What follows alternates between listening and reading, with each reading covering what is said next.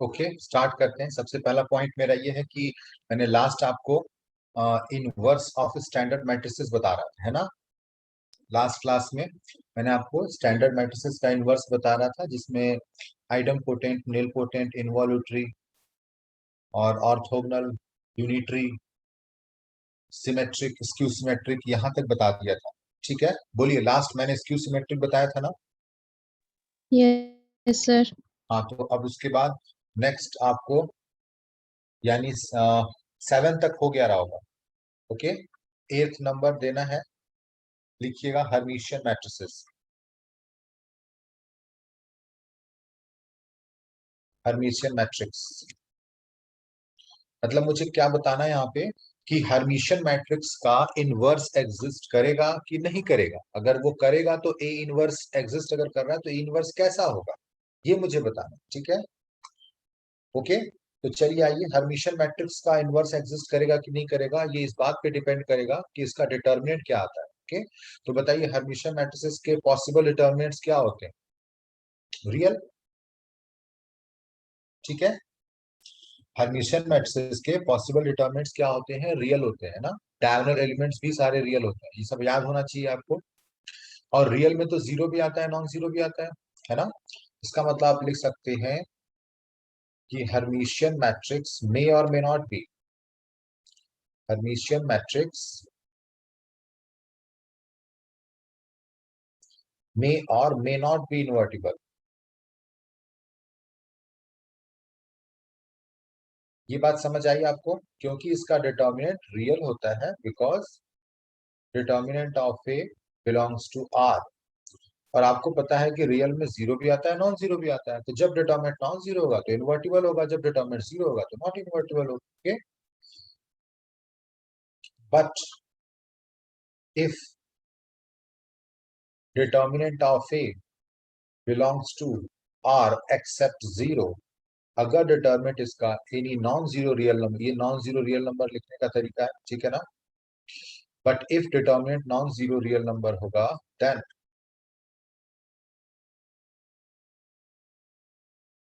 Inverse of Hermitian matrix exist, है ना। Inverse of Hermitian matrix कब एग्जिस्ट करेगा, और ऐसी स्थिति में उसका ए इनवर्स क्या होगा, ये मुझे देखना है। ठीक है ना, ये मुझे देखना है। चलिए आइए देखते हैं।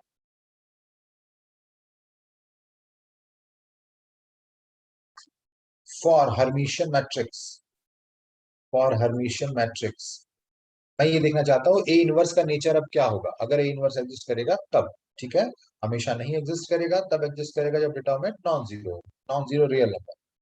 ओके, तो मैंने कहा कि नाउ फॉर हर्मिशियन मैट्रिक्स क्या होता है बताइए, A theta equal to A. Okay, taking inverse both the side. क्यों हम इनवर्स ले रहे हैं, अगर हमने ये मान लिया है कि इसका इनवर्स एग्जिस्ट कर रहा है तब ले रहे हैं, वरना नहीं ले पाएंगे। ठीक है ना, यानी किसी भी हर्मिशियन मैट्रिक्स के रिलेशन में आप ए इनवर्स करने का गारंटी नहीं है।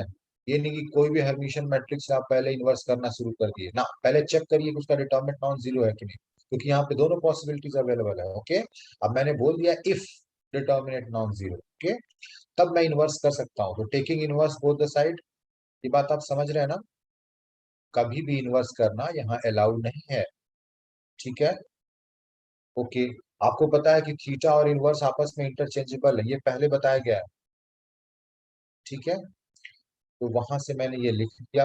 अब बताइए, किसी भी मैट्रिक्स ए इनवर्स, किसी भी मैट्रिक्स ए इनवर्स का थीटा वापस वही मैट्रिक्स आ जा रहा है, इसका मतलब क्या हुआ कि ए इनवर्स हर्मिशियन मैट्रिक्स है।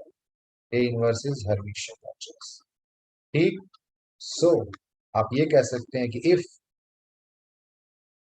हर्मिशियन मैट्रिक्स इज इनवर्टिबल, अगर इनवर्टिबल है तो ये साफ जाहिर कर रहा है कि हमेशा नहीं होता। तो if Hermitian matrix is invertible, then A inverse यानी inverse of Hermitian matrix is also invertible. हाँ, इज आल्सो इनवर्टिबल तो ऑब्वियस सी बात है, किसी भी ए इनवर्स भी इनवर्टिबल होता है, वो हमें नहीं लिखवाना है। ये लिखवाना है कि इज आल्सो हर्मिशियन मैट्रिक्स। अगर ए मेरा हर्मिशियन मैट्रिक्स है जो कि इनवर्टिबल है, तो ए इनवर्स भी हर्मिशियन होगा। क्योंकि ए इनवर्स का थीटा वापस ए इनवर्स आ रहा है। समझ आ गई ये बात क्या मैं बोल रहा हूं आपको, है ना? ठीक है, सिर्फ मैंने ये बोला है कि हमेशा Hermitian matrix in general invertible नहीं होती, क्योंकि in general determinant non zero नहीं होता। ठीक है ना, क्योंकि इसका डिटरमिनेंट रियल होता है, और रियल में जीरो नॉन जीरो दोनों आता है। लेकिन अगर डिटरमिनेंट नॉन जीरो रियल है तो ए इनवर्स एग्जिस्ट करेगा, तो A inverse is also Hermitian. Okay, चलिए नाइन्थ नंबर लिखिएगा। ये पहली स्लाइड है योगेश, ये पहली स्लाइड मैंने लिखवाया हर्मिटियन मैट्रिक्स। नाइन्थ नंबर लिखिएगा, skew Hermitian matrix. Okay, skew Hermitian matrix क्या होता है? ए थीटा इक्वल टू माइनस ए। लेकिन वो बताने में इंटरेस्टेड नहीं हूँ, मुझे ये जानना है कि स्क्यू हर्मिटियन मैट्रिक्स क्या ऑलवेज इन्वर्टिबल होती है? तो ये कौन बताएगा? इसका डिटरमिनेंट बताएगा। तो स्क्यू हर्मिटियन मैट्रिक्स का डिटरमिनेंट क्या होता है? तुरंत आपको याद होना चाहिए, बोलिए कि स्क्यू हर्मिटियन मैट्रिक्स का डिटरमिनेंट दो पॉसिबिलिटीज रखता है ना? दो पॉसिबिलिटीज रखता है ना, ऑड और इवन के लिए अलग अलग रिजल्ट है ना। इवन का रिजल्ट हर्मिटियन के ऊपर बेस्ड है, यानी आपको पता है कि इवन स्क्यू हर्मिटियन मैट्रिक्स क्या होता है? बोलिए, रियल होता है। रियल। का determinant determinant of skew Hermitian matrix of even order is always real. और रियल में जीरो और नॉन जीरो दोनों आता है, यानी इवन ऑर्डर का स्क्यू हर्मिटियन हुआ तो वो या तो इन्वर्टिबल होगा या नहीं होगा, दोनों चलेगा यहाँ पे। जरूरी नहीं है कि इन्वर्टिबल हो ही, और ये भी जरूरी नहीं है कि हमेशा इन्वर्टिबल ना हो। ओके, हो भी सकता है, नहीं भी हो सकता। आइए ऑड ऑर्डर पे। ऑड ऑर्डर का स्क्यू हर्मिटियन मैट्रिक्स का डिटरमिनेंट क्या होता है? जीरो और प्योरली इमेजिनरी। अब वो भी समझ रहे हैं आप, जीरो या नॉन जीरो इसका मतलब हो गया। यानी कि आप कह सकते हैं कि स्क्यू हर्मिटियन मैट्रिक्स चाहे इवन ऑर्डर हो चाहे ऑड ऑर्डर हो, इन्वर्टिबल हो भी सकता है, नहीं भी हो सकता है। लिखते हैं इस बात को, skew Hermitian matrix may or may not be invertible। ठीक है, पिछला जो भी आपका रिजल्ट है डिटरमिनेंट वगैरह का, प्लीज वो सब याद होना चाहिए, ठीक है ना? वरना अभी आपको ये इजी लगेगा, लेकिन जब चीजें सारी मिक्स होने लगती हैं धीरे धीरे ना, जैसे अब रैंक की तरफ हम लोग बढ़ रहे हैं, ठीक है, हो सकता है कि आज रैंक हम लोग टच कर दें, तो रैंक के बाद आइगन वैल्यू वगैरह जब आया था, इतने ज्यादा रिजल्ट आते हैं, और वो रिजल्ट आपको अपने नाम की तरह याद होने चाहिए। ये नहीं कि जब रिजल्ट आया तो आप पीछे पन्ना पलटने लगे, नहीं, तो फिर कोई फायदा नहीं है। वो रिजल्ट आपका हर दिन का पीछे का सब याद होना चाहिए। जब भी आपको मौका मिलता है, चाहे संडे चाहे कोई भी ऑफ डे, आप ये सब काम कर लिया करिए, ठीक है ना? तब आपको मजा आएगा फिर पढ़ने में। तो skew Hermitian matrix may or may not B invertible. Okay, क्यों? मैंने बता दिया, क्योंकि डिटरमिनेंट इसका जीरो या नॉन जीरो, इवन और दोनों के लिए पॉसिबल है। ओके, तो लिखिए उसके बाद, बट इफ, अगर हो भी सकता है नहीं भी हो सकता, तो अगर हो, है ना? But if skew Hermitian matrix is invertible, अगर इनवर्टिबल हम ले लें, ठीक, then for S H M skew Hermitian matrix के लिए A theta equal to minus A होता है। अब मैं ये जानना चाहता हूँ, अगर इनवर्टिबल होगा तो ए इनवर्स का क्या नेचर होगा? जैसे हमने पीछे निकाला हुआ, A theta equal to minus A, taking inverse both the side में ले सकता हूँ, क्योंकि मैंने इन्वर्टिबिलिटी गारंटी ले ली है इस बार, है ना? इसलिए मैं taking inverse both the side, ठीक है, तो A theta raise to the power minus one equal to minus A raise to the power minus one. Okay, this implies that, बताइए, ए थीटा और इनवर्स आपस में इंटरचेंजेबल होते हैं, इसलिए कर दिया। इसका क्या करें? माइनस वन की पावर माइनस वन, या कह लीजिए के इंटू ए का इनवर्स क्या होता है? के इनवर्स ए इनवर्स। के बराबर माइनस वन है, माइनस वन का इनवर्स माइनस वन ही होता है, यानी माइनस ए इनवर्स। किसी भी मैट्रिक्स का थीटा अगर माइनस टाइम सेम मैट्रिक्स आ रहा है, इसका मतलब क्या है? कि वो जो मैट्रिक्स बॉक्स में है आपका is also S H M. ठीक है ना? तो आप लिख सकते हैं कि हेंस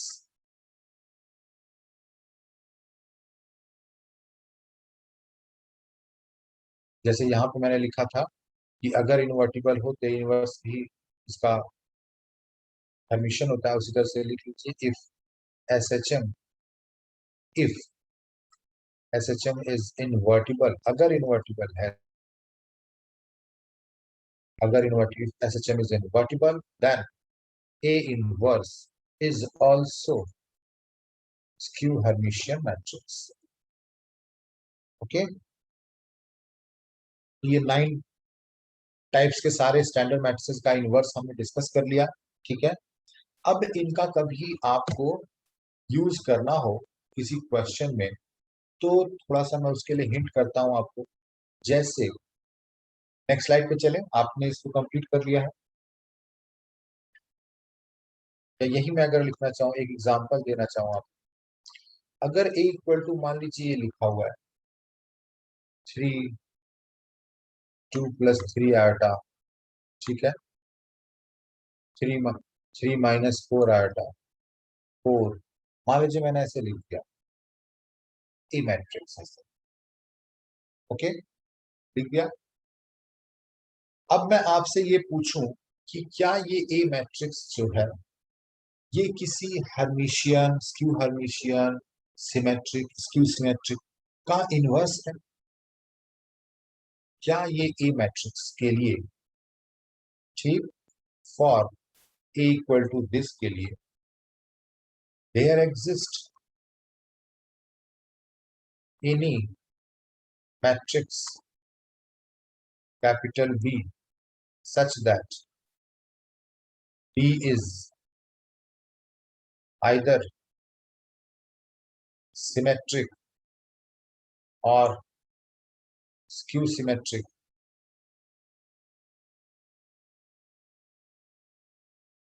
मैं पूछ रहा हूं आपसे, और स्क्यू सिमेट्रिक और हर्मिशियन और स्क्यू हर्मिशियन मैट्रिक्स।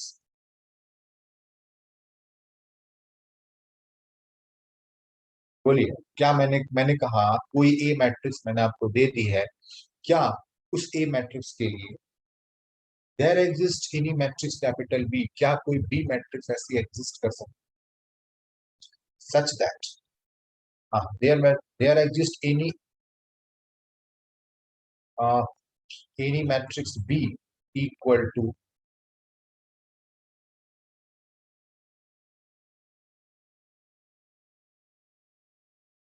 ऐसे लिख लीजिए, थोड़ा सा मेरा सेंटेंस सही कर दूंगा अपना, कोई बात नहीं, कर देते, don't worry. For any matrix A, कोई भी मैट्रिक्स ए दिया है उसके लिए मैं बोल रहा हूँ कि there exist any matrix B such that B is either this question mark, where लिख लीजिएगा यहाँ पे, ये बी है क्या, ये मैं बताना चाहता हूँ, या बी ए से रिलेट किस तरह से, ये मैं बताना चाहता हूँ, ठीक है ना। वेयर बी इनवर्स इक्वल, जहां पे ए क्या है वो बी का इनवर्स है, ठीक। अब क्वेश्चन पूरा हो,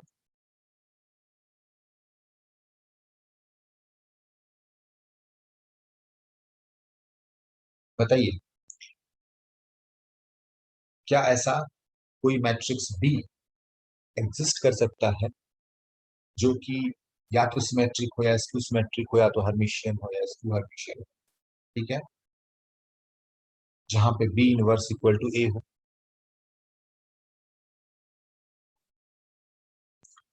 नो, है ना, ऐसा बिल्कुल एग्जिस्ट नहीं कर सकता। क्यों? अगर कोई बी मैट्रिक्स ऐसा एग्जिस्ट कर रहा है जो कि सिमेट्रिक है, चाहे स्क्यू सिमेट्रिक है, हर्मिशियन है चाहे स्क्यू हर्मिशियन है, तो उसका इनवर्स भी वही होता है, यानी उसका इनवर्स, इसका इनवर्स क्या है, ए है, यानी ए को या तो सिमेट्रिक होना चाहिए, तो स्क्यू सिमेट्रिक होना चाहिए, तो हर्मिशियन होना चाहिए, तो स्क्यू हर्मिशियन होना चाहिए। क्या ए सिमेट्रिक है? नहीं है। क्या ये स्क्यू सिमेट्रिक है? नहीं है। क्या ये हर्मिशियन है? नहीं है। क्या ये स्क्यू हर्मिशियन है? नहीं है। बोलिए, तो इसका मतलब कोई ऐसा बी मैट्रिक्स एग्जिस्ट नहीं कर सकता जिसका इनवर्स ये ए मैट्रिक्स हो, कि अगर ऐसा है, ठीक है, तो अगर बी को आप कह रहे हो symmetric, skew symmetric, Hermitian, skew Hermitian, तो ए को भी आपको वही बोलना पड़ेगा कि वो भी स्क्यू सिमेट्रिक या सिमेट्रिक या हर्मिशियन या स्क्यू हर्मिशियन होना चाहिए, ये आपने अभी लिखा है ना। इसका मतलब इस ए मैट्रिक्स के करस्पॉन्डिंग कोई ऐसी बी मैट्रिक्स एग्जिस्ट नहीं कर सकती जो कि पहली बात कि बी का इनवर्स वो ए हो, और बी मेरा symmetric, skew symmetric, Hermitian, skew Hermitian. समझ आई ये बात, बोलिए। क्योंकि अगर एग्जिस्ट ऐसा बी कर रहा है तो उसका इनवर्स यानी ए भी या तो सिमेट्रिक होना चाहिए, या तो स्क्यू सिमेट्रिक होना चाहिए, या तो हर्मिशियन होना चाहिए, या तो स्क्यू हर्मिशियन, जो कि कोई नहीं है ये।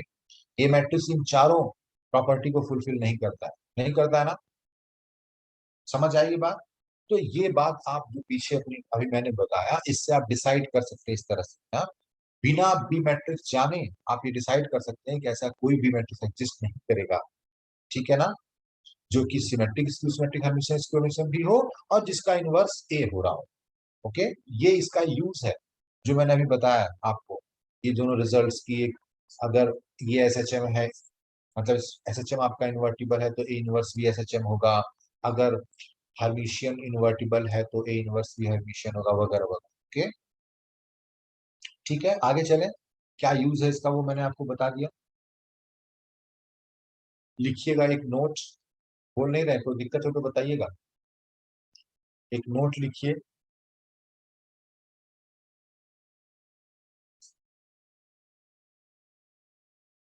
Adjoint of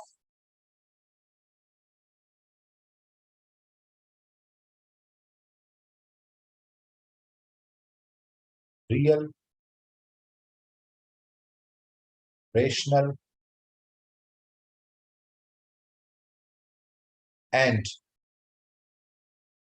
integer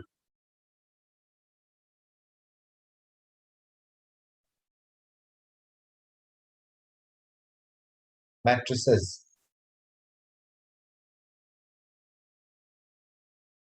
are respectively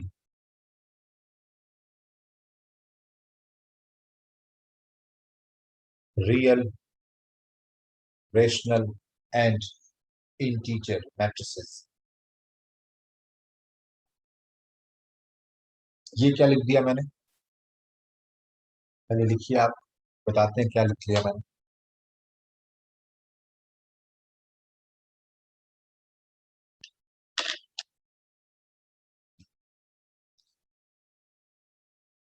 हमने बोला कि अगर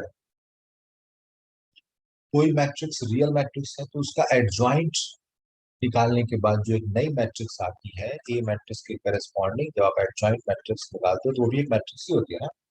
तो अगर ए मैट्रिक्स के सारे एलिमेंट रियल हैं तो एडजॉइंट ए के भी सारे एलिमेंट रियल होंगे, यानी वो भी रियल मैट्रिक्स होगी। क्यों? Adjoint matrix is the transpose of cofactor matrix. Transpose करने से एलिमेंट्स का नेचर नहीं बदलता, केवल प्लेस बदलता है, पता होगा आपको, है ना, पहला रो पहला कॉलम वगैरह वगैरह।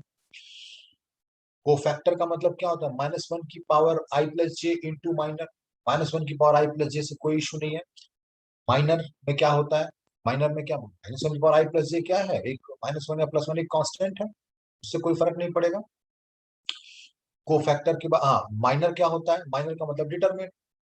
और डिटरमिनेंट में आप क्या जानते हैं कि केवल प्लस माइनस और डॉट ऑपरेशन यूज होता है ना। और plus minus dot operation use करने पे रियल एलिमेंट्स में रियल ही रहता है, पता है भाई। दो रियल को जोड़ने पर रियल ही आता है, दो रियल को घटाने पर रियल ही आता है, दो रियल का मल्टीप्लिकेशन करने पर रियल ही आता है, और उसमें -1 या +1 से मल्टीप्लाई कर देने पे भी रियल। बात समझ में आई। इसका मतलब कोफैक्टर्स जो आएंगे हर एलिमेंट के, वो क्या आएंगे, रियल ही आएंगे, और उनका ट्रांसपोज करने पे भी रियल है। तो केवल पोजीशन बदलता है ट्रांसपोज करने पे, यानी एडजॉइंट मैट्रिक्स भी रियल ही रहेगा। बोलिए, समझ में आ रही है बात। Yes sir. ठीक है ना, हाँ। तो अगर रियल मैट्रिक्स के साथ ऐसा होगा तो रेशनल के साथ भी ऐसा होगा, इंटीजर के साथ भी ऐसा होगा। दो इंटीजर का सम कर लो, माइनस कर लो, प्रोडक्ट कर लो, इंटीजर ही रहता है। उसमें -1 की पावर आई प्लस जे यानी +-1 से मल्टीप्लाई कर लो तब भी इंटीजर रहेगा। उसको रिप्लेस करने से, पोजीशन बदलने से एलिमेंट का नेचर थोड़ी बदल जाएगा, वैल्यू थोड़ी बदलती है पोजीशन चेंज करने से। ठीक है, इसका मतलब इंटीजर मैट्रिक्स का एडजॉइंट भी इंटीजर होता है, रेशनल मैट्रिक्स का एडजॉइंट मैट्रिक्स भी रेशनल ही होता है। ठीक है ना, ये बात ध्यान रखिएगा। चलिए, हाँ, आपने कहा कि मैंने बाकी के बारे में बात नहीं करी, जैसे नेचुरल के बारे में बात नहीं करी, इरेशनल्स के बारे में बात नहीं करी, है ना। वो क्यों बात नहीं मैंने करी, वो इसलिए बात नहीं करी। अच्छा, कॉम्प्लेक्स के बारे में तो बात करना ही बेकार है। बोलिए, कॉम्प्लेक्स के बारे में बात करें, बात करना बेकार है। क्यों? दुनिया का हर नंबर कॉम्प्लेक्स नंबर होता है, वो तो बॉस है सबका। ठीक है ना। तो आप कह लीजिए कि कोई ये मैट्रिक्स कॉम्प्लेक्स है, उसका एडजॉइंट भी कॉम्प्लेक्स आ, अरे वो रियल है तो भी कॉम्प्लेक्स है। रेशनल है तो भी कॉम्प्लेक्स है, नेचुरल है तब भी कॉम्प्लेक्स है, इंटीजर है तो भी कॉम्प्लेक्स। तो कॉम्प्लेक्स मैट्रिक्स का एडजॉइंट कॉम्प्लेक्स ही होगा उसमें, तो मतलब ये तो ऑब्वियस सी बात है, उसमें कोई कहने वाली बात नहीं। लेकिन फिर भी आप लिखना चाहें तो कॉम्प्लेक्स भी लिख सकते हैं, हमें कोई आपत्ति नहीं है। लेकिन इट्स वेरी ऑब्वियस, कोई भी नंबर होगा तो कॉम्प्लेक्स ही होता है। N Z Q R C, C सबका बॉस होता है, समझ रहे हैं ना, N Z Q R C. आप ये मत कहिए सर कॉम्प्लेक्स के लिए बता दो, अरे कॉम्प्लेक्स के लिए क्या बताए, कोई भी मैट्रिक्स अगर कॉम्प्लेक्स है, ठीक है ना, कोई मैट्रिक्स रियल है, कोई मैट्रिक्स रेशनल है, कोई मैट्रिक्स इंटीजर है, कोई मैट्रिक्स नेचुरल है, तो एक्चुअली वो कॉम्प्लेक्स मैट्रिक्स है। तो उसके जो भी एलिमेंट आएंगे वो कुछ भी आए, चाहे नेचुरल आए, रेशनल आए, रियल आए, कुछ भी आए, इंटीजर आए या कॉम्प्लेक्स आ जाए, तो कॉम्प्लेक्स से बिलोंग करेगा, है ना। इसलिए कॉम्प्लेक्स के लिए कहा नहीं जाता है, इट्स वेरी ऑब्वियस, ठीक है। लेकिन फिर भी आप उसको लिखना चाहें लिख सकते हैं, मुझे कोई आपत्ति नहीं, ठीक है। कॉम्प्लेक्स को भी आप इंक्लूड करना चाहें कर सकते हैं, अगर आपको ये बात समझ में नहीं आ रही। लेकिन मैं कह रहा हूँ नेचुरल मैंने नहीं लिखा, नेचुरल लिख नहीं सकते इसलिए नहीं लिखा, है ना, नहीं लिख सकते ना। ये दो एलिमेंट है, +1 और -1, जोड़ देंगे आ जाएगा क्या, +1 और -1 को जोड़ देंगे आ जाएगा 0, ठीक है, ओके। आप कहेंगे सर -1 तो यहाँ पे होता ही नहीं है, कोई बात नहीं, -1 नहीं होता, उसका और तरीका है, सुनिएगा क्या तरीका है उसका।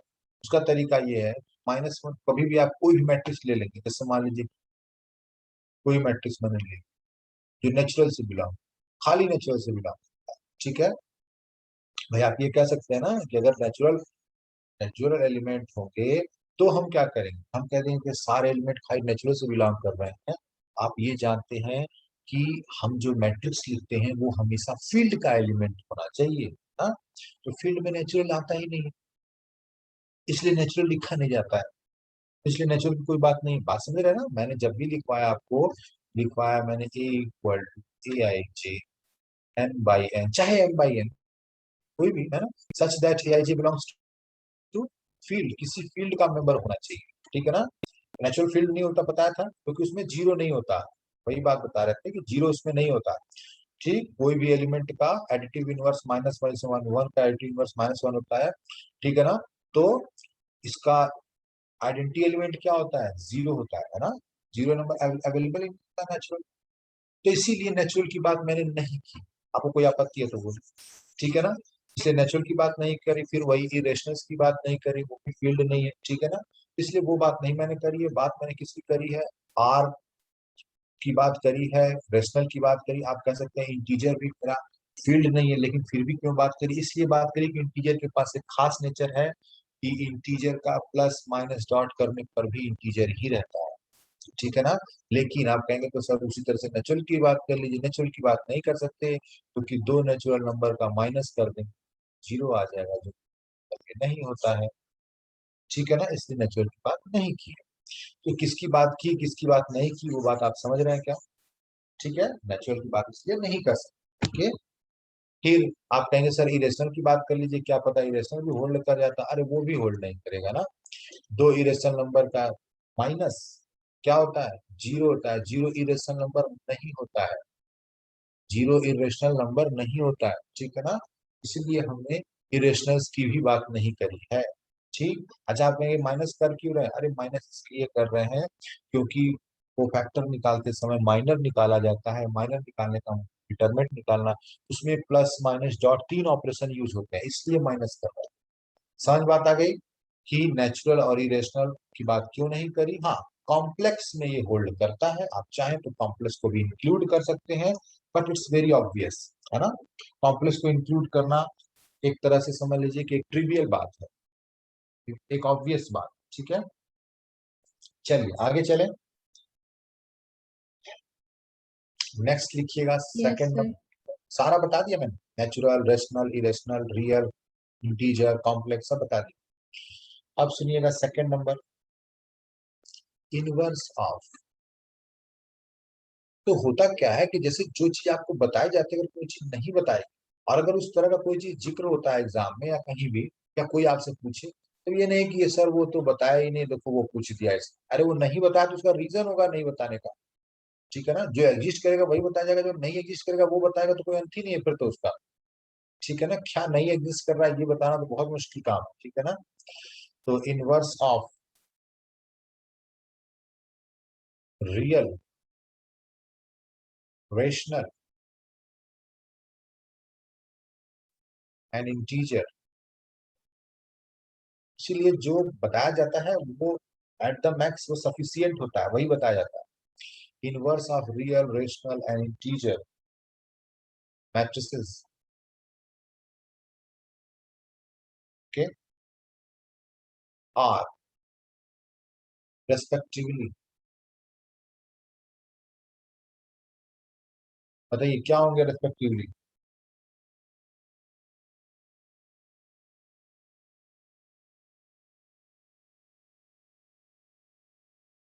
Real, rational and rational matrices, rational and rational, mind it.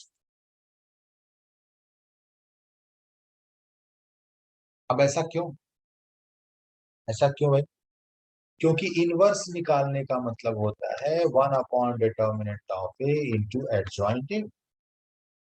ठीक है, मान लिया एडजॉइंट के लिए तो आपने बोल दिया भाई कि रियल का रियल ही रह जाएगा, एडजॉइंट रेशनल मैट्रिक्स का रेशनल मैट्रिक्स ही रह जाएगा, इंटीजर का इंटीजर रहेगा, कोई बात नहीं।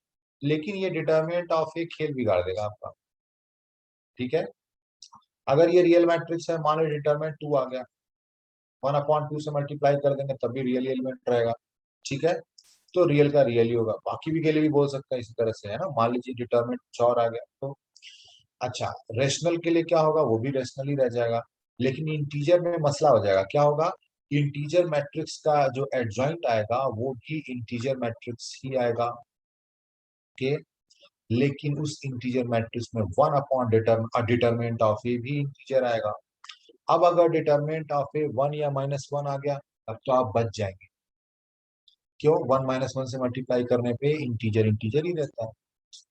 लेकिन अगर डिटरमिनेंट 2 - 2 आ गया, 3 - 3 आ गया, 4 - 4 आ गया, तब ये मत कहिए डिटरमिनेंट अगर 0 आ गया तो अरे ए इनवर्स एग्जिस्ट कर रहा है, अंडरस्टूड डिटरमिनेंट नॉन जीरो होगा।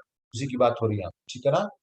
तो 2 - 2, 3 - 3 आने पर क्या हो जाएगा, जैसे मान लीजिए 2 आ गया तो 1/2 का इस पूरी मैट्रिक्स से मल्टीप्लाई करना पड़ेगा। और मैट्रिक्स मल्टीप्लाई करने में आती क्या होता है, each and every element multiply करना।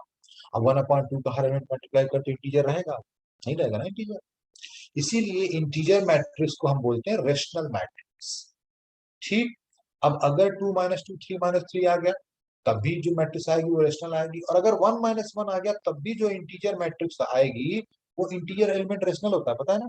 हर इंटीजर एलिमेंट रेशनल होता है, तो वो लिखा जाता है जो ऑलवेज ट्रू हो। तो इसीलिए यहाँ पे रेशनल मैट्रिक्स लिखना सबसे बेस्ट ऑप्शन है, ठीक है ना। अब चाहे डिटरमिनेंट आपका 1 - 1 आए, यानी मैट्रिक्स इंटीजर रह जाए ए इनवर्स, तब भी कोई बात नहीं। हर इंटीजर मैट्रिक्स या इंटीजर एलिमेंट क्या होता है, रेशनल। और अगर 2 - 2, 3 - 3 आ जाए, यानी एलिमेंट फ्रैक्शन हो जाए, यानी इंटीजर ना रह जाए, रेशनल हो जाए, तब भी उसको रेशनल मैट्रिक्स। तो आप समझ में आए कि इंटीजर के सामने रेशनल क्यों लिखा मैंने? बोलिए। Yes, sir. हाँ, एग्जाम में एक बार यूज हो चुका है ये इनवर्स वाला। चलिए आगे चलते हैं। थर्ड नंबर नोट लिखिएगा।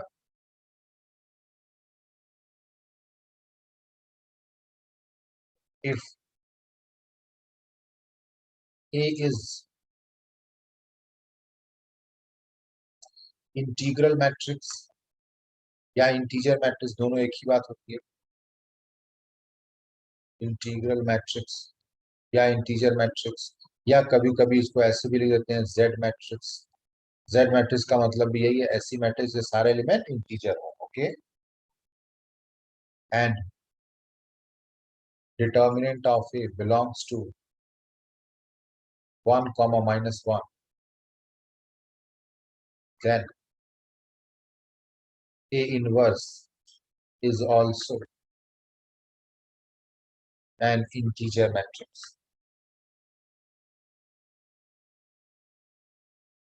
Okay, समझ रहे हैं मेरी बात ना? वही बात कि अगर इंटीजर मैट्रिक्स हो, साथ साथ ये एक और एक्स्ट्रा इंफॉर्मेशन दे दी जाए कि डिटर्मिनेंट पे 1 या -1 ही है, तो समझ गए होंगे आप। 1 या -1 लिखने पे यहाँ पे क्या होगा, 1/1 या 1/-1 क्या होता है, कुछ भी नहीं, बस वो प्लस माइनस वन हो जाएगा। प्लस माइनस वन का अंदर मल्टीप्लाई करेंगे इंटीजर एलिमेंट में, इंटीजर ही रह जाएगा। इसलिए इस बार रेशनल लिखने की जरूरत नहीं, स्पेसिफिक इंटीजर आप लिख सकते। ओके, Yes, आगे sir. सुनिएगा। हाँ, फोर्थ नंबर सुनिएगा।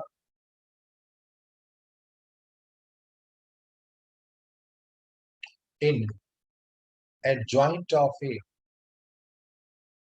order of A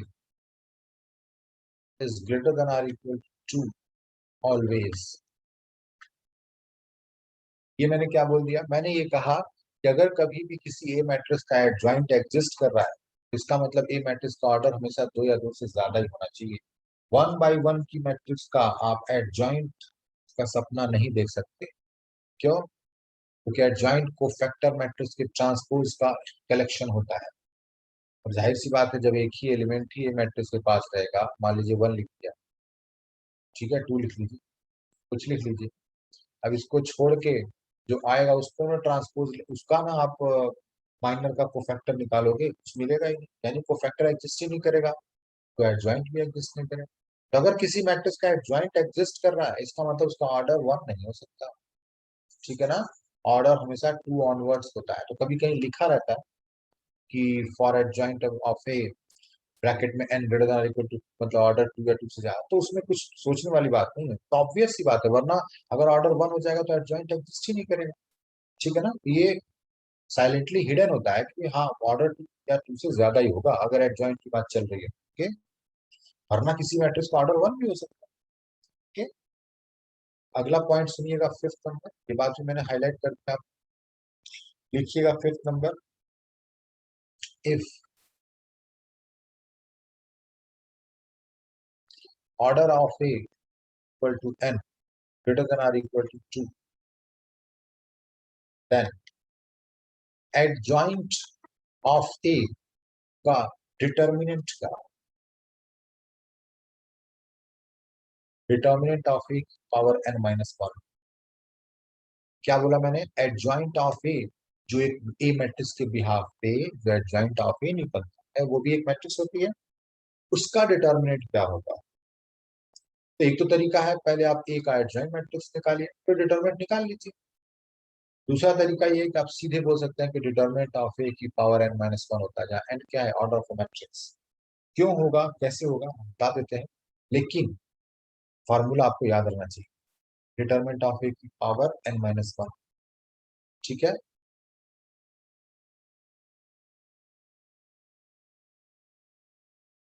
याद रहेगा, डिटर्मिनेंट ऑफ ए की पावर n माइनस 1। आपको कोई जरूरत नहीं है एडजॉइंट निकालने की, कोई जरूरत नहीं उसका डिटर्मिनेंट निकालने की, आप ए का डिटर्मिनेंट निकालिए, पावर n माइनस 1 करिए, खत्म बात, ठीक है?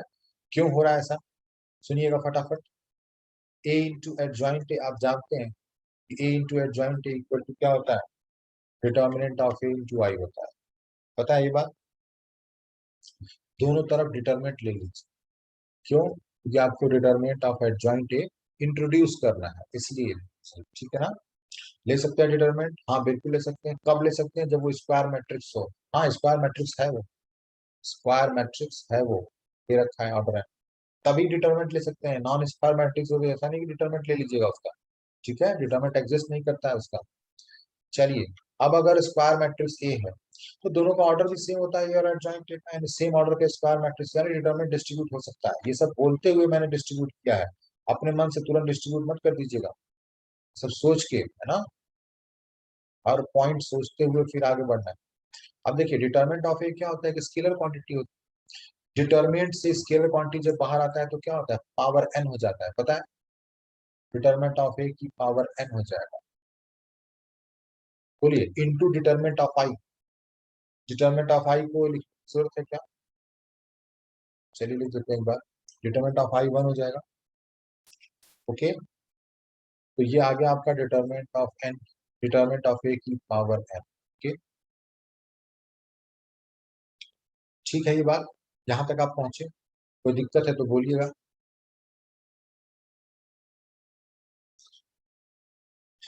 ठीक है सब, देखिए अब डिटरमिनेंट तो जीरो भी हो सकता है, नॉन जीरो हो सकता है, क्यों? एडजॉइंट केवल नॉन जीरो डिटरमिनेंट वाले का एग्जिस्ट करता है, जरूरी नहीं। वो तो इनवर्स के लिए हम कहते हैं, इनवर्स ऑफ अ मैट्रिक्स के लिए कहते हैं कि डिटरमिनेंट नॉन जीरो होना जरूरी है, लेकिन एडजॉइंट तो किसी मैट्रिक्स का निकल सकता है, चाहे डिटरमिनेंट जीरो चाहे नॉन जीरो। तो यहाँ पे दो केस बन जाएगा, ठीक है ना? केस नंबर 1, क्या? इफ डिटर्मिनेंट, क्या ले लें पहले, चलिए नॉन जीरो ही कर देते, if determinant not equal to zero, ठीक? देन बताइए, अगर डिटर्मिनेंट नॉन जीरो होगा तो ये स्केलर क्वांटिटी नीचे आ सकता है यहाँ पे और कैंसिल आउट हो सकता है, यानी डिटर्मिनेंट ऑफ एडजॉइंट ए क्या हो जाएगा, डिटर्मिनेंट ऑफ ए की पावर n माइनस वन। बोलिए हाँ या ना?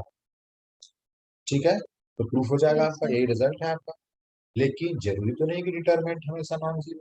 ठीक, चलिए आइए देख केस नंबर 2। केस नंबर 2 में हम बोल रहे हैं if determinant of A equal to zero, अगर डिटर्मिनेंट जीरो हो। ओके, अब डिटर्मिनेंट जीरो अगर है तो उसके लिए भी दो केस हो जाए। पूछो क्या? हो सकता है नल मैट्रिक्स हो, नल मैट्रिक्स का भी डिटरमिनेंट जीरो होता है। हो सकता है नॉन नल मैट्रिक्स हो, उसका भी डिटरमिनेंट जीरो होता है ना?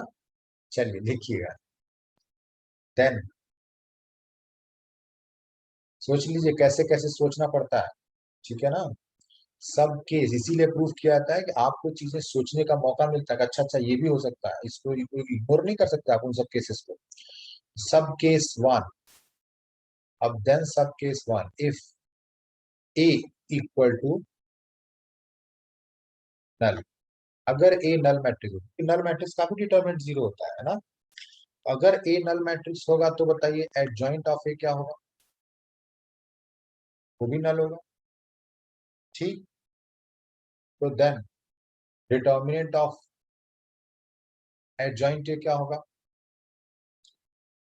बोलिए, जीरो होगा। नल मैट्रिक्स का डिटर्मिनेंट जीरो होता है। और क्या आप जीरो को जीरो की पावर n माइनस वन ले सकते हैं? कोई आपत्ति आपको? यानी जीरो की जगह पे डिटर्मिनेंट ऑफ ए क्या लिख सकते हैं आप? ठीक है, आप मुझे भी बोल सकते हैं कि सर n माइनस वन क्यों लिखे, आप n लिख लेते, वन लिख लेते, भी लिख सकते थे। बिल्कुल सही बात है, कुछ भी हम लिख सकते थे। लेकिन हमें ये दिखाना है कि चाहे डिटर्मिनेंट ऑफ ए जीरो हो चाहे non zero, determinant of A की पावर n माइनस वन ही आएगी वैल्यू राइट हैंड साइड में। किसकी? एडजॉइंट ऑफ ए का डिटर्मिनेंट। और पहले आ चुका है determinant of a non zero के लिए। अब मुझे एग्री होना है कि ये जो नॉन जीरो के लिए आया है वो जीरो के लिए भी आएगा, इसीलिए उसी फॉर्मेट में मैं लिख रहा हूँ। आप समझ रहे हैं ना मेरी बात? आप कह सकते थे कि सर जीरो की पावर n माइनस वन को, जीरो को आप जीरो की पावर n माइनस वन क्यों लिख रहे हैं? आप जीरो को जीरो का स्क्वायर लिख दीजिए, जीरो की पावर n माइनस थ्री लिख दीजिए, n minus one n minus two लिख दीजिए, n माइनस फोर लिख दीजिए। n माइनस वन ही आपने क्यों लिखा? ये तो आप सेट कर रहे हैं जबरदस्ती प्रूफ को। नहीं, हम सेट नहीं कर रहे हैं जबरदस्ती, क्योंकि वो डिटर्मिनेंट नॉन जीरो के लिए ये रिजल्ट आ चुका है। अब मुझे ये एग्री करवाना है आपको कि ये जो रिजल्ट है वो सारे डिटर्मिनेंट के लिए, चाहे नॉन जीरो चाहे जीरो, सबके लिए है। ठीक है, तो अगर determinant of A not equal to zero के लिए आ चुका है और determinant of A equal to zero के लिए भी यही आ जाए, इसका मतलब ये सारे ऑल केसेस के लिए आएगा। तो जो ऑल केसेस के लिए आएगा वही रिजल्ट बनता है ना? इसीलिए हम उसको जानबूझ के डिटर्मिनेंट ऑफ ए की पावर n माइनस वन लिखते। ओके, और जीरो, जीरो को आप लिख सकते हो डिटरमिनेंट ऑफ ए। भाई अगर A null matrix determinant of ए लिख सकते हो ना जीरो की जगह पे।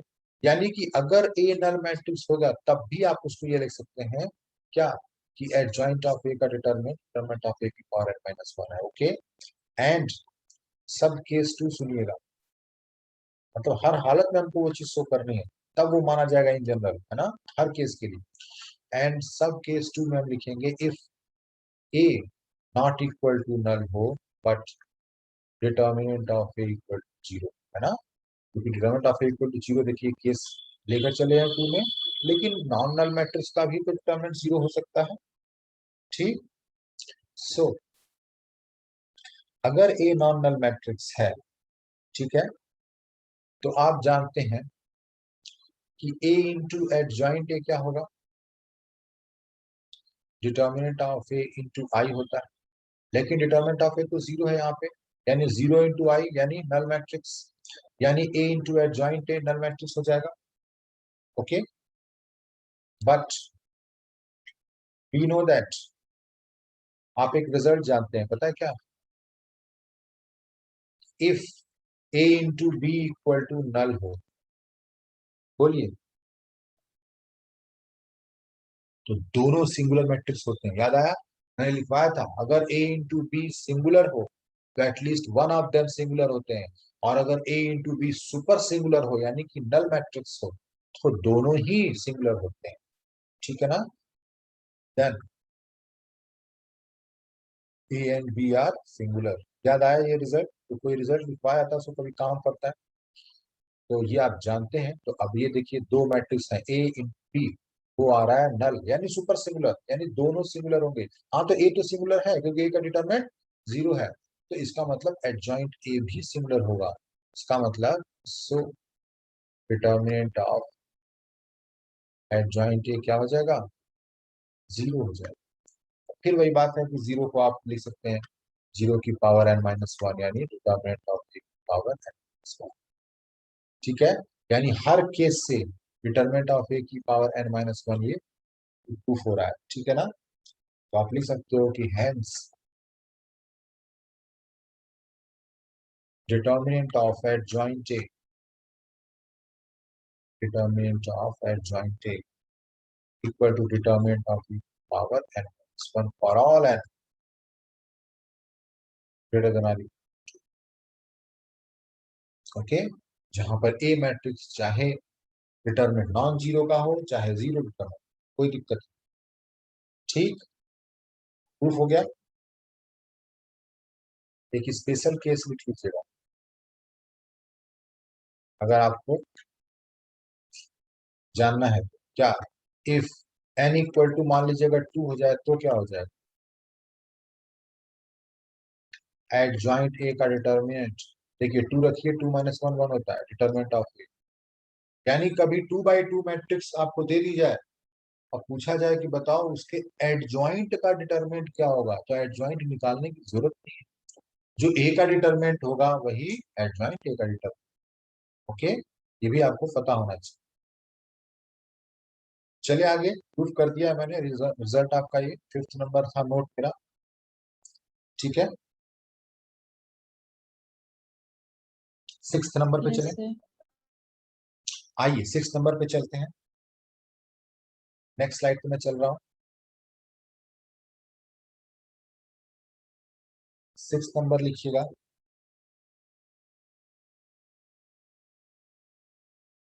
पहले लिख दें या पहले प्रूफ कर दें? चलिए पहले लिख देते हैं रिजल्ट, है ना, फिर उसका प्रूफ करते हैं। देखिए अभी मैंने क्या आपको बताया था, यहाँ लिख देता हूँ। Determinant of adjoint A equal to determinant of A की पावर n-1, ये मैंने बताया। अब एक ही बार एडजॉइंट नहीं रहेगा, एडजॉइंट कई बार ले सकते हैं आप। कई बार ले सकते हैं मतलब अभी बता दो। Adjoint of dot dot dot adjoint of, नीचे लिख दीजिएगा k times is equal to determinant of A raise to the power n-1 raise to the power k। पहले आप ये रिजल्ट लिखिए फिर मैं आपको समझाता हूँ।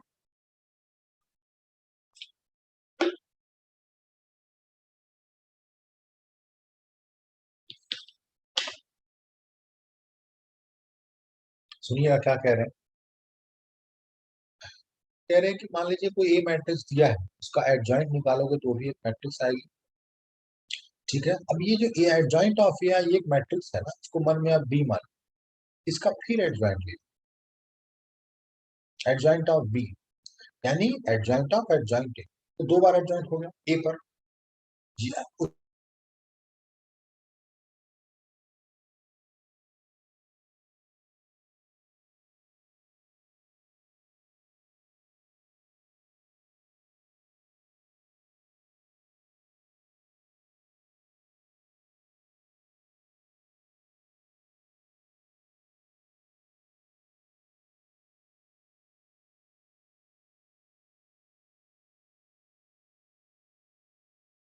जी,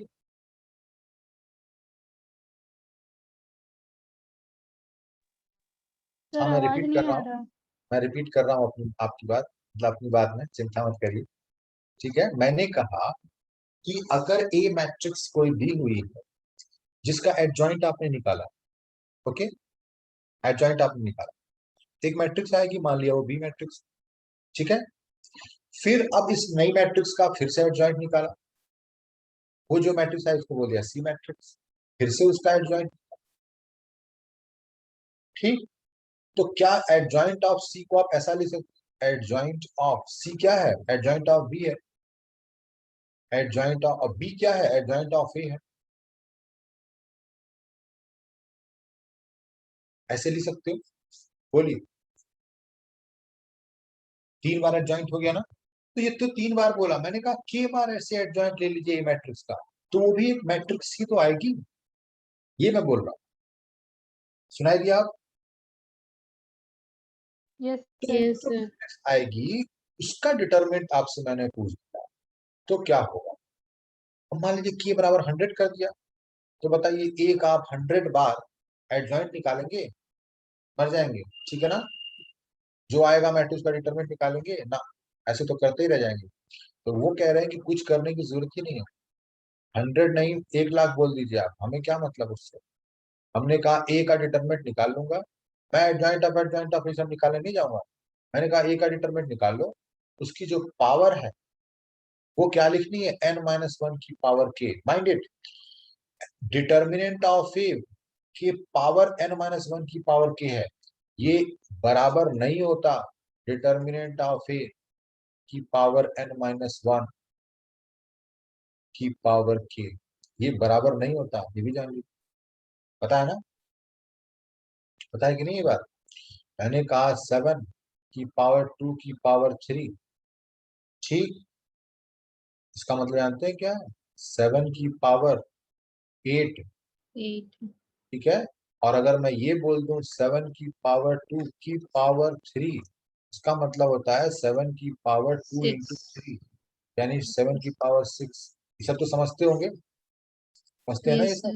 ये सब भी समझते रहिएगा, ठीक है। n-1 की पावर के ये पूरा एक साथ है डिटरमिनेंट ऑफ ए की, इसलिए ब्रैकेट लगाया मैंने, ठीक है ना, तो इसको ये आप चाहें तो लिख भी सकते हैं बगल में ये, कि ये बराबर नहीं होता, कभी गलती ना कर जाए बस, ठीक है ना। खैर, रिजल्ट समझ गए ना आप, कि आपको 100 टाइम्स मैंने बोला ए पर एडजॉइंट लगाओ, अब तो आप लगाते ही रह जाएंगे, उसका डिटरमिनेंट निकालो। वो कह रहे कुछ करने की जरूरत नहीं, डिटरमिनेंट आप ए लिखिए, जो आया उसकी पावर n-1 की पावर की कर दीजिए, और ये सब स्केलर क्वांटिटी आप आराम से सॉल्व कर सकते हैं। तो फार्मूला समझ में आया आपको, पहले ये बताइए कहाँ से आया, वो तो दूसरा डिबेट है, हम बताएंगे आपको, लेकिन समझ में आया फार्मूला क्या लिखा है, क्यों लिखा है, कैसे लिखा है, ठीक है। अब देखिए क्यों का जवाब सुन लीजिए, क्यों ऐसा हो रहा है, ऐसा क्यों हो रहा है, आइए देखते हैं ऐसा क्यों हो रहा है।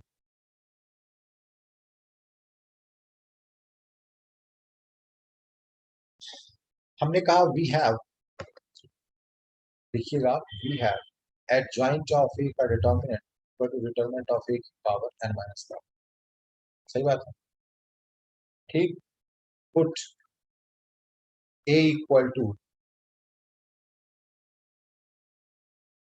Adjoint A,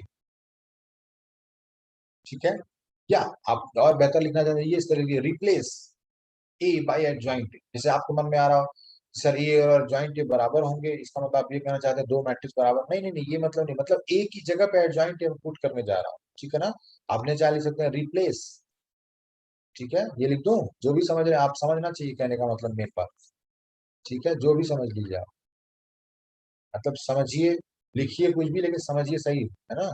replace A by adjoint in in given equation, ठीक है ना, इस इक्वेशन में मैंने ए को एडजॉइंट से रिप्लेस कर, और जो काम करूंगा दोनों तरफ करूंगा, ठीक है ना, दोनों तरफ करूंगा ताकि इक्वेशन की इक्वालिटी बनी रहे। देखिए मैंने कर दिया रिप्लेस, एडजॉइंट ऑफ ए की जगह पे एडजॉइंट ऑफ ए लिखकर के equal to determinant of A की जगह पे एडजॉइंट ऑफ ए लिख की पावर n-1, तुरंत आप पलट के बोलेंगे डिटर्मिनेंट ऑफ एडजॉइंट ए, तो डिटर्मिनेंट ऑफ ए की पावर n-1 होता है, लिख दो डिटर्मिनेंट ऑफ ए की पावर n-1, और उसकी पावर n-1, इसका मतलब जानते हैं क्या होता है, डिटर्मिनेंट ऑफ ए की पावर n-1 इंटू n-1, या कह लीजिए उसका होल स्क्वायर, बोलिए क्या लिखूं, इंटू लिखूं या होल स्क्वायर सीधे लिखूं, लिख दिया सीधा, है ना? यस ठीक है, तो आपने ये यहाँ से समझ लिया कि ओके, इसका मतलब 2 बार एडजॉइंट हो रहा है तो पावर 2 हो रहा है। सिमिलरली आप चाहे तो अगेन रिप्लेस, ठीक है ना, आप चाहे तो लिख सकते हैं again by replacing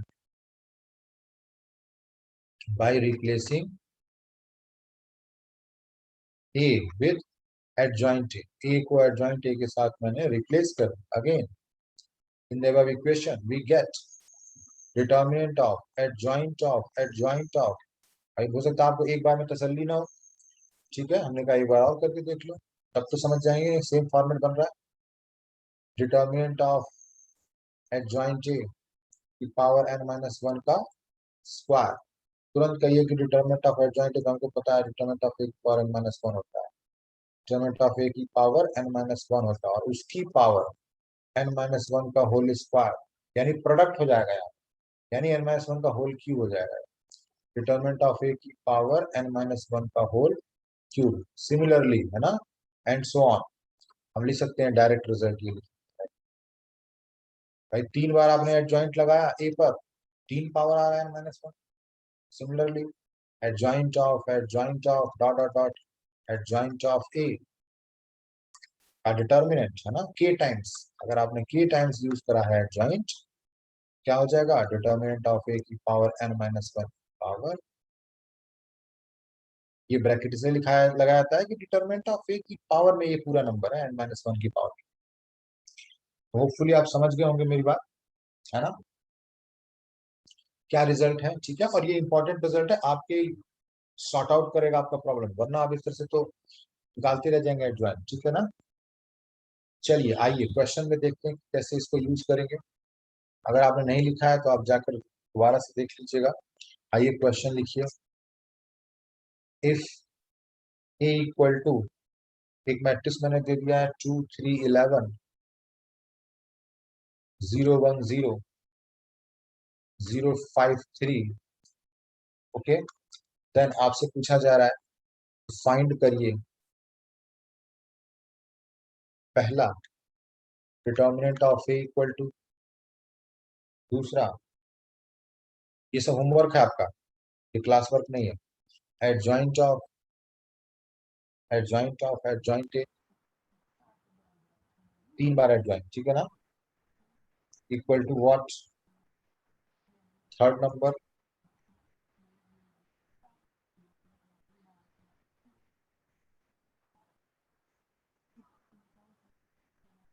determinant of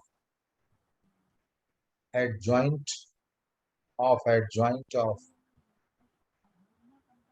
adjoint of 2a inverse equal to what.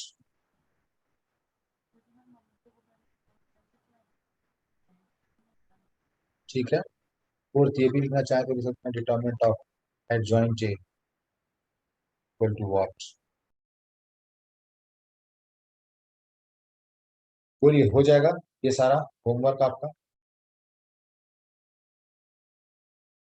ठीक है ना।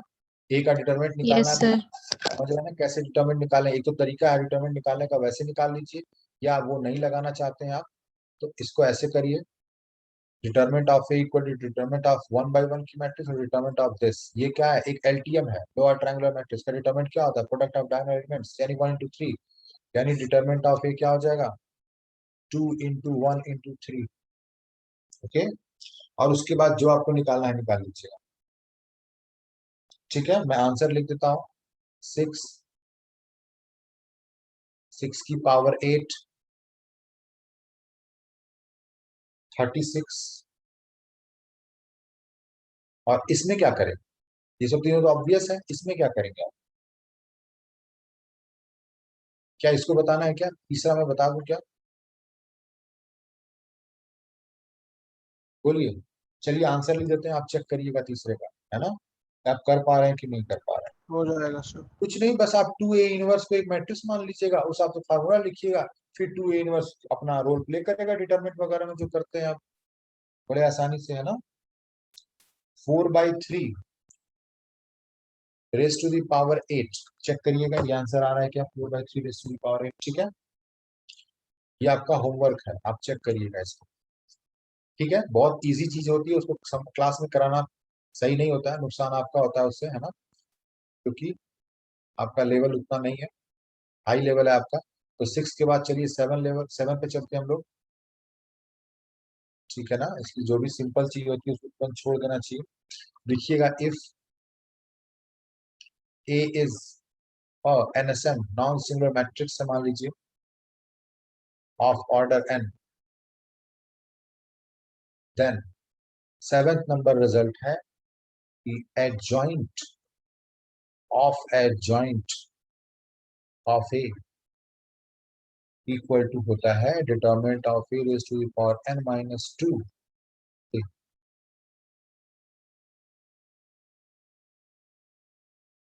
ओके,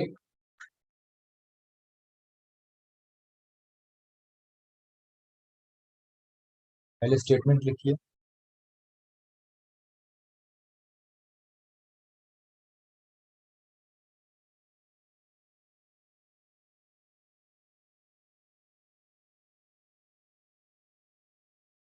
लिख लिया?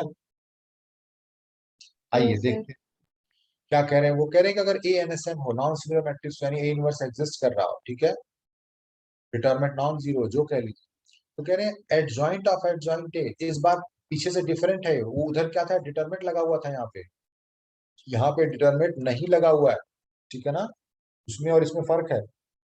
फिर ये कह रहे हैं कि अगर ये तो कोई मैट्रिक्स होगी, तो वो मैट्रिक्स क्या होगी, डिटरमिनेंट ऑफ ए की पावर n-2, ये तो कोई स्केलर होगा इनटू ए मैट्रिक्स। ओके, यानी मैट्रिक्स इक्वल टू मैट्रिक्स है। प्रूफ करना है इसको कि क्यों हो रहा है, कैसे हो रहा है, रिजल्ट याद रहना चाहिए लेकिन, ठीक है।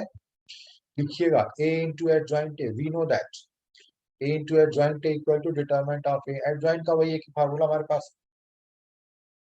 ओके, एक काम करते हैं, ए को एडजॉइंट से रिप्लेस कर देते हैं, क्यों, ताकि adjoint of adjoint A introduce हो सके। ओके, रिप्लेसिंग लिख लीजिए आप, replacing A by adjoint A, we gate.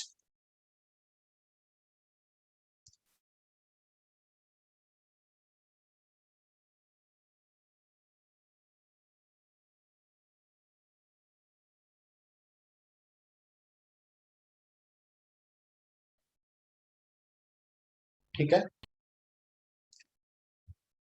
अब क्या करें, यहाँ पे कुछ लिखना चाहते हैं अपना फार्मूला वगैरह तो लिख लीजिए। डिटरमिनेंट ऑफ एडजॉइंट ए क्या होता है, डिटरमिनेंट ऑफ ए की पावर n-1, ठीक है ना, इंटू आई। बोलिए,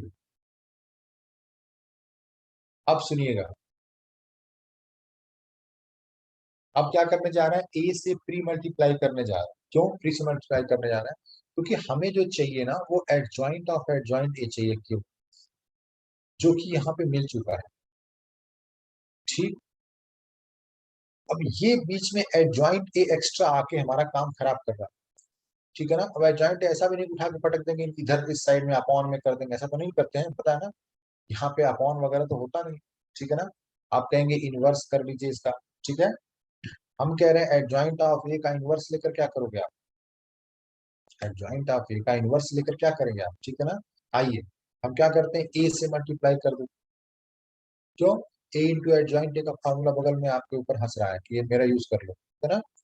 तो कर दे मल्टीप्लाई दोनों तरफ, multiplying A, pre multiply by A, है ना, वी गेट।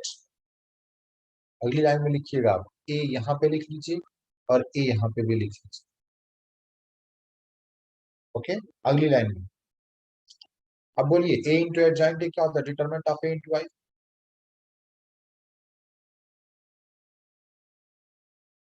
बस हो गया हमारा काम। डिटरमिनेंट ऑफ ए की पावर n-1 एक स्केलर क्वांटिटी है, चुपचाप बाहर रहेगी वो, हाँ? कहीं भी घूमती रहेगी, उसे कोई मतलब नहीं है। ए इंटू आई ए ही होता है, ठीक है। आई एक मैट्रिक्स है, एडजॉइंट ऑफ एडजॉइंट एक मैट्रिक्स है, इससे मर्ज हो जाएगा आई। डिटरमिनेंट ऑफ ए चूंकि एनएसएम है ये, इससे डिटरमिनेंट नॉन जीरो है, इससे नॉन जीरो की वजह से ये नीचे आ सकता है, ठीक है। तो अगर ये नीचे आ जाएगा तो क्या हो जाएगा, आपका फॉर्मूला बन जाएगा, और डिटरमिनेंट ऑफ ए की पावर n-1 अपॉन, ऊपर चला गया n-2 हो जाएगा इंटू ए। हो गया डेराइव। तो कभी आपको एडजॉइंट ऑफ एडजॉइंट ए अगर निकालना हो, तो एक तो तरीका है कि दो बार एडजॉइंट लीजिए, या अगर आपको ये फार्मूला याद रह जाए तो डिटरमिनेंट ऑफ ए की पावर n माइनस 2 इंटू ए से सीधे आप शॉर्टकट में बोल सकते हैं, ठीक है ना।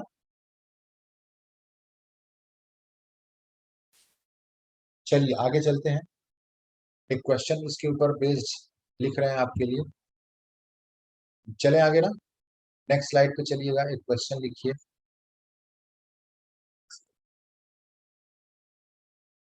If capital A equal to, एक मैट्रिक्स दी हुई है आपको, 2 55 56 0 3 57 0 0 माइनस 1, ओके। देन आपसे पूछा जा रहा है कि adjoint of adjoint A equal to k into a, where k equal to what, and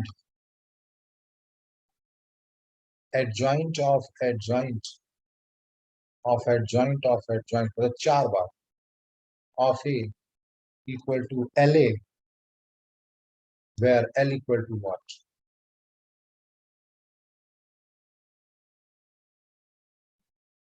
okay। Question लिखिए सबसे पहले।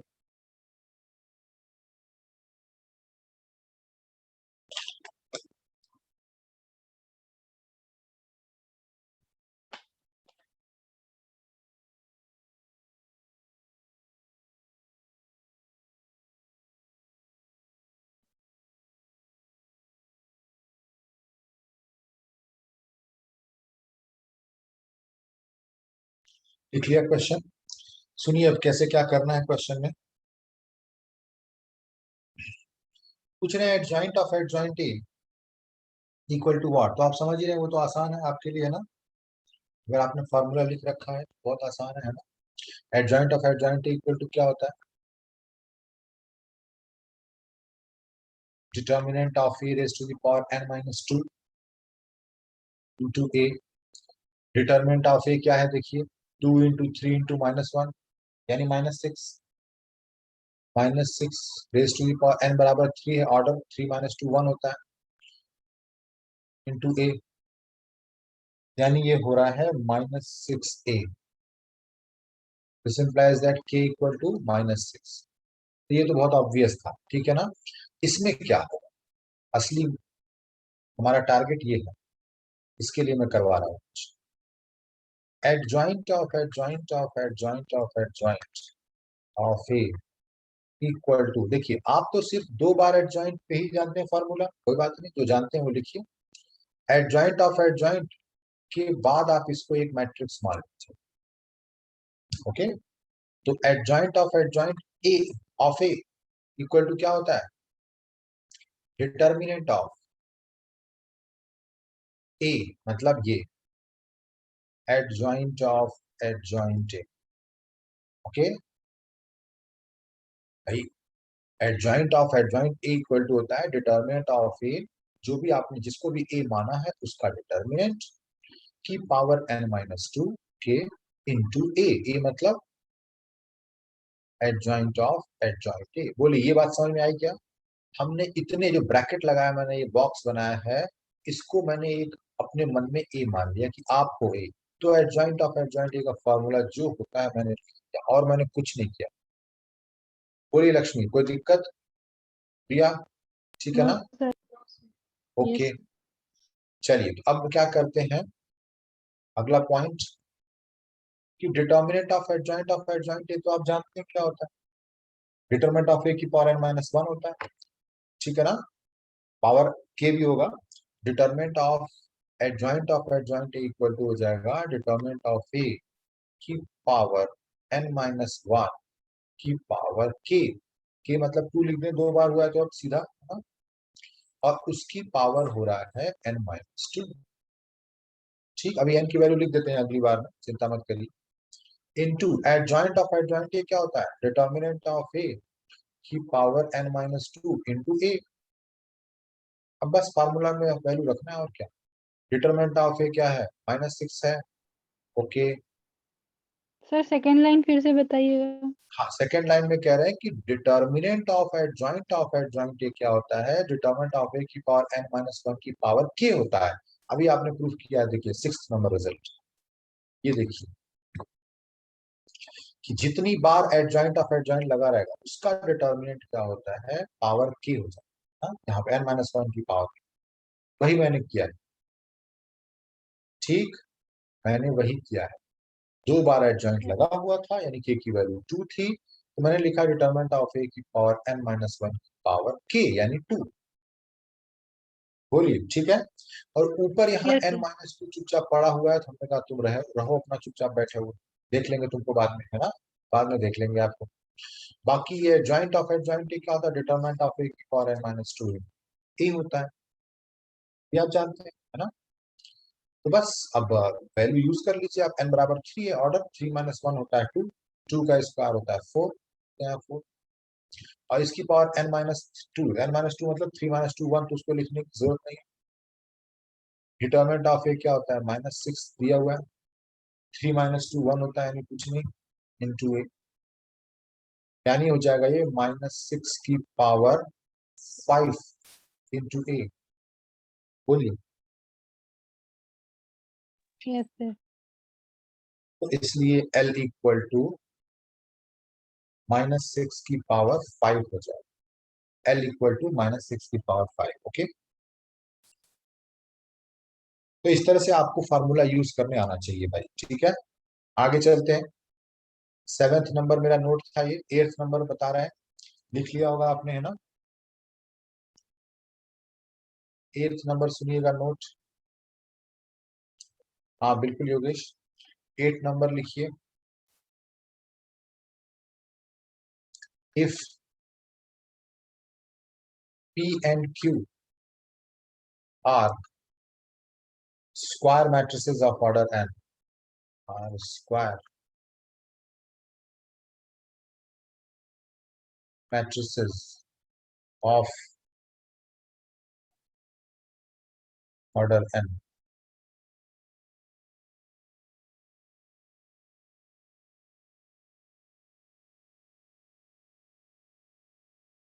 okay, देन आपसे पूछा जा रहा है, मतलब पूछा नहीं जा रहा, अभी बताया जा रहा है, ठीक है ना। बस यहाँ पे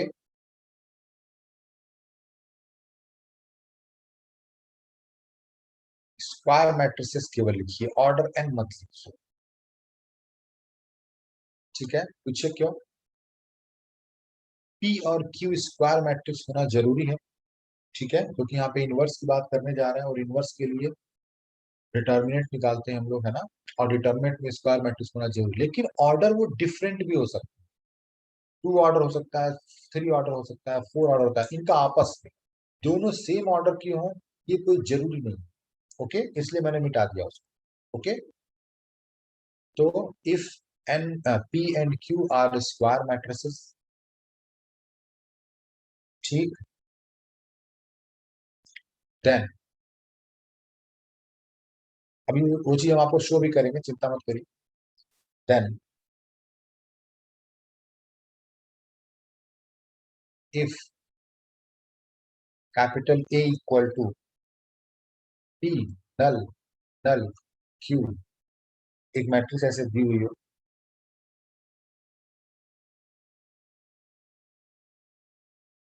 इज इनवर्टिबल, अगर ये इनवर्टिबल हो, देन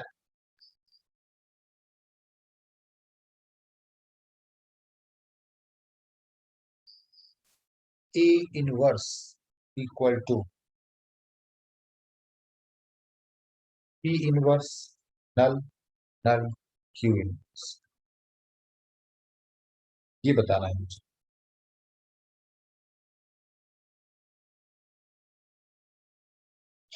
ओके,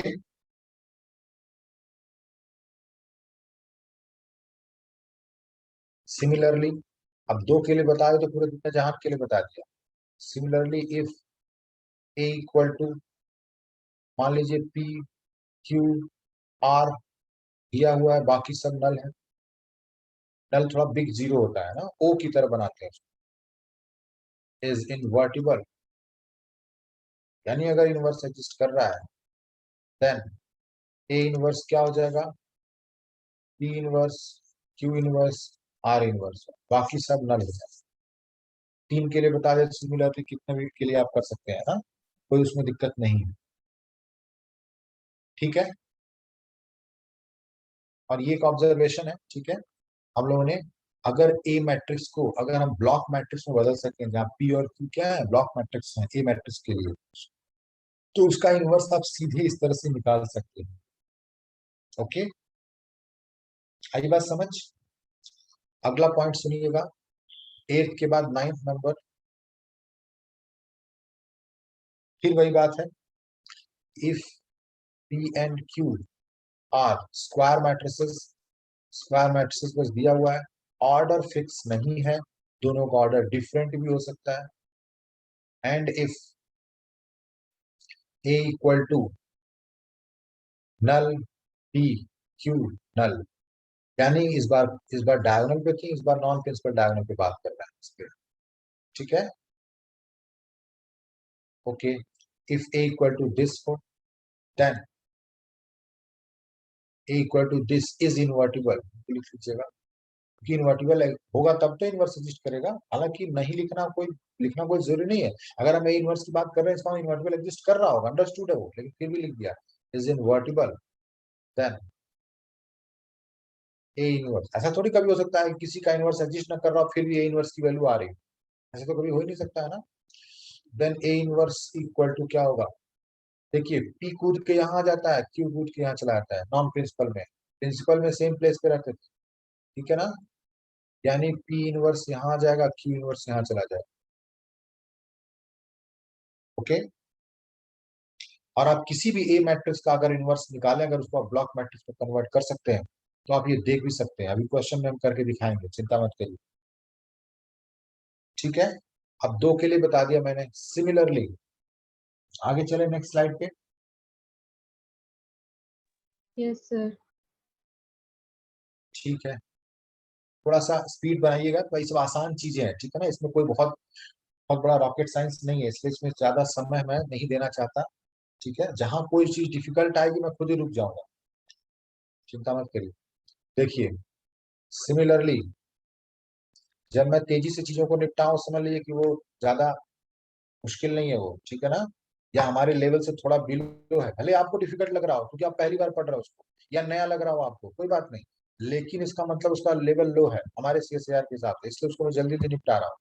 लेकिन कराना सब कुछ होता है, ठीक है ना, क्योंकि जरूरी नहीं होता है कब कहाँ से क्या है, कभी लो लेवल की चीजें आती है, कभी हाई लेवल भी आती है, और लेवल कुछ नहीं होता है, ये तो अपनी तरफ से बनाई हुई चीज है। ठीक है ना, तो इसलिए बताना सब कुछ पड़ता है, इसलिए बताया जाता है, लेकिन आपको उस हिसाब से जल्दी जल्दी मैनेज करना है। सिमिलरली लिखिएगा, इफ ए इक्वल टू, अब 2 by 2 के लिए बताया, तो 3 by 3 में भी ब्लॉक मैट्रिक्स अगर हो, पी क्यू आर, बाकी ये सब नल हो, is invertible, then A inverse equal to क्या हो जाएगा, देखिए ये 1 3 प्लेस है, ब्लॉक मैट्रिक्स में 1 3 प्लेस है, खुद अपने आप में कोई ऑर्डर की मैट्रिक्स होगी, स्क्वायर होगी बस, पी इनवर्स कूद के यहाँ चला जाएगा, तो आर इनवर्स कूद के यहाँ चला जाएगा। क्यू बोलेगा मैं कहाँ जाऊं, बोला तुम वहीं रहो, तुम वहीं रहो, ठीक है ना, तुम्हारे लिए कोई जगह नहीं है। देखिए पी इनवर्स कूद के यहाँ आ गया, क्यू इनवर्स यहाँ चला गया, आर इनवर्स यहीं कूद गया। अच्छा, पी और आर लिखा है मैंने, तो आर को लिख लीजिए यहाँ पे। ठीक है ना, पी कूद के यहाँ चला गया, पी इनवर्स हो गया, आर चला गया यहाँ, आर इनवर्स हो गया, और क्यू यहीं पर कूद रहा है अपनी जगह। आई बात समझ, फिर दिमाग में रखिएगा कि वो अपनी जगह पे ही कूद रहा है, तो आपको ध्यान रहे कि वो बात, इसलिए याद करवाने के लिए वर्ड बोल रहा हूँ मैं। ठीक है, मजाक नहीं कर रहा हूँ। ठीक, पी इनवर्स यहाँ देख लीजिए, आर इनवर्स यहाँ, और क्यू इनवर्स अपनी जगह पे ही इनवर्स हो गया। ओके, तो अगर आप ये सब जानते हैं, तो एक क्वेश्चन मैं आपको दे रहा हूँ। ओके, इसको आपको सॉल्व करना है। एक क्वेश्चन मैं लिख रहा हूँ आपके लिए, इफ कैपिटल ए, ये आपका होमवर्क होगा। 6x6 की एक मैट्रिक्स बनानी है, 1 2 2 1। ओके,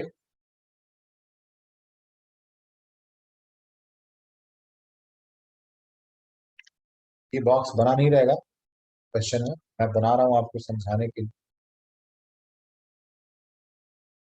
ताकि आपको मैच करवा सकें अपने फॉर्मूले में। 1 2 3 4 5 6। ओके, 0 0 2 1 0 0 1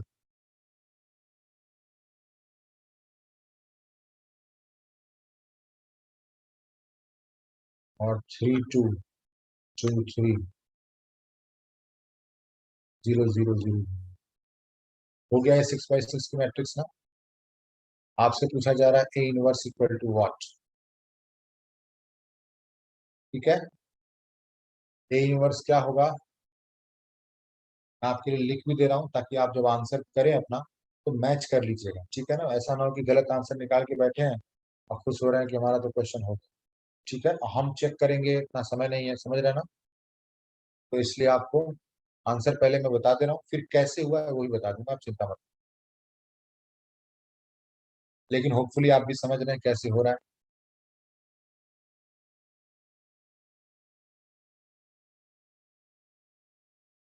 ये वही नल हो जाएगा यहाँ पे है 2/4 ऑर्डर, 4/2 ऑर्डर है।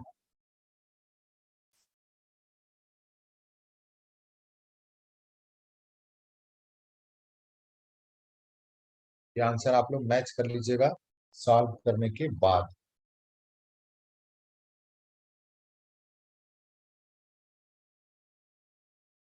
-2/5 और 3/5। ऐसा इसलिए लिख दे रहा हूँ कि मैं जब ये होमवर्क देता हूँ तो बच्चा अगली बार पूछता है सर इसका आंसर क्या है, मुझे बताना ही पड़ता है, इसलिए पहले ही बता दें। ठीक है ना, 2/3 -1/3 -1/3 2/3 और ये नल। ये है मेरा आंसर।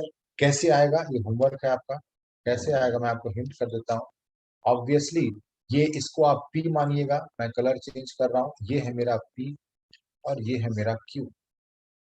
ठीक, अब देख लीजिए पी और क्यू दोनों स्क्वायर मैट्रिक्स है, लेकिन ऑर्डर डिफरेंट है, इसीलिए मैंने वहां पर ऑर्डर लिखवाया नहीं, ऑर्डर है मिटा दिया था मैंने। ठीक है ना, समझ आई बात कि पी और क्यू स्क्वायर मैट्रिक्स है, लेकिन ऑर्डर डिफरेंट है। ये 2/2 का है, ये देखिए 4/4 का है, इसीलिए मैंने कहा स्क्वायर उस दोनों से एन ऑर्डर क्यों, ये जरूरी नहीं। ठीक है, अब बताइए पी क्यू ये है, तो इसका इनवर्स क्या होगा, पी का इनवर्स और क्यू का इनवर्स। यानी इसका इनवर्स 2/2 का इनवर्स निकालना बहुत आसान, 1/डिटरमिनेंट ऑफ ए जॉइंट है, आप कर सकते हैं 2/2 का, है ना, फॉर्मूले से। अच्छा, अब ये क्यू का इनवर्स निकालना है, तो क्यू बोलेगा कि मैं अगेन एक मैट्रिक्स हूं जिसमें कि नॉन प्रिंसिपल डायगोनल पे ये ब्लॉक मैट्रिक्सेस लिखे हुए हैं ना। इसको बोला मैंने P1 और Q1। ठीक, तो ये इसका इनवर्स क्या होगा, P1 इनवर्स यहाँ आ जाएगा, P1 इनवर्स यहाँ आ जाएगा, यानी यहाँ पे P1 इनवर्स लिख लीजिएगा, यहाँ P1 इनवर्स लिख लीजिएगा। अब P1 इनवर्स क्या है, P का 2/2 का मैट्रिक्स है, उसका इनवर्स निकालना 1/डिटरमिनेंट ऑफ एडजॉइंट है ना। लेकिन इसका इनवर्स निकाल के लिखिएगा यहाँ पे, क्योंकि प्लेस बदल जाती है। और ये है मेरा Q, इसका इनवर्स निकाल के लिखिएगा यहाँ पे, क्योंकि प्लेस पलट जाती है, पता है ना। ये देखिए दिख भी रहा है यहाँ पे, प्लेस बदल गई है। ठीक है ना, वो मैंने लिखवा दिया आंसर, होपफुली आप समझ गए होंगे। होमवर्क है आपका ये। ठीक है ना, अब क्लास वर्क क्या है वो सुनिए। एक क्वेश्चन मैं लिख रहा हूँ, आपके एग्जाम में आया हुआ क्वेश्चन है पार्ट बी का, और ये हमारा लास्ट, इस चैप्टर का लास्ट क्वेश्चन होगा। CSIR में पार्ट बी का क्वेश्चन है ये।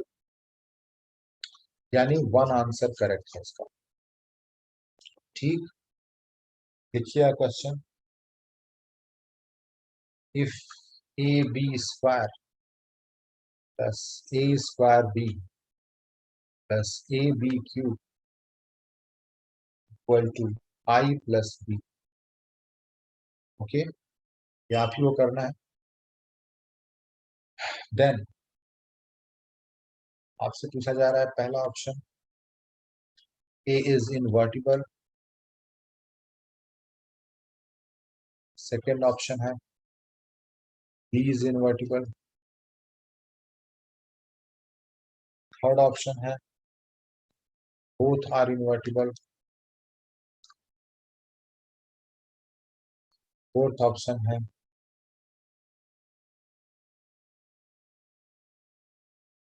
नो आर इनवर्टिबल, है ना, या लीजिए neither A nor B are invertible, जैसे भी लिखना चाहते हैं, neither A nor B are invertible. ठीक है, अपना अपना आंसर आप लोग बताइए क्या आंसर इसका आएगा, फिर हम लोग आगे चलेंगे।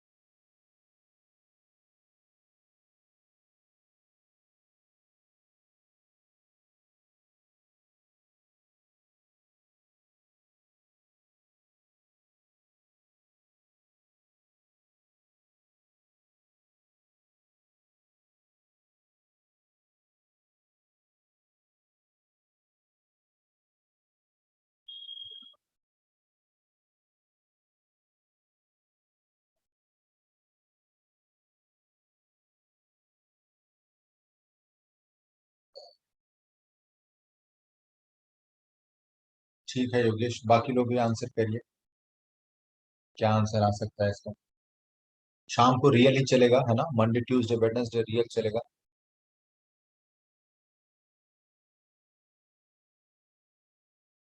क्वेश्चन ही कराए जाएंगे आज भी।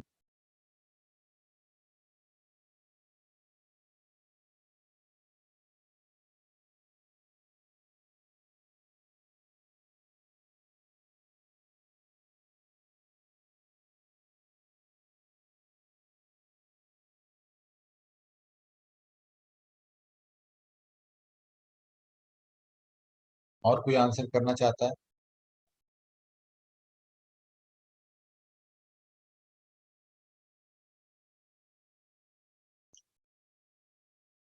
आइए हम बताते हैं क्या होगा आंसर, है ना, इससे ज्यादा नहीं दिया सकता समय।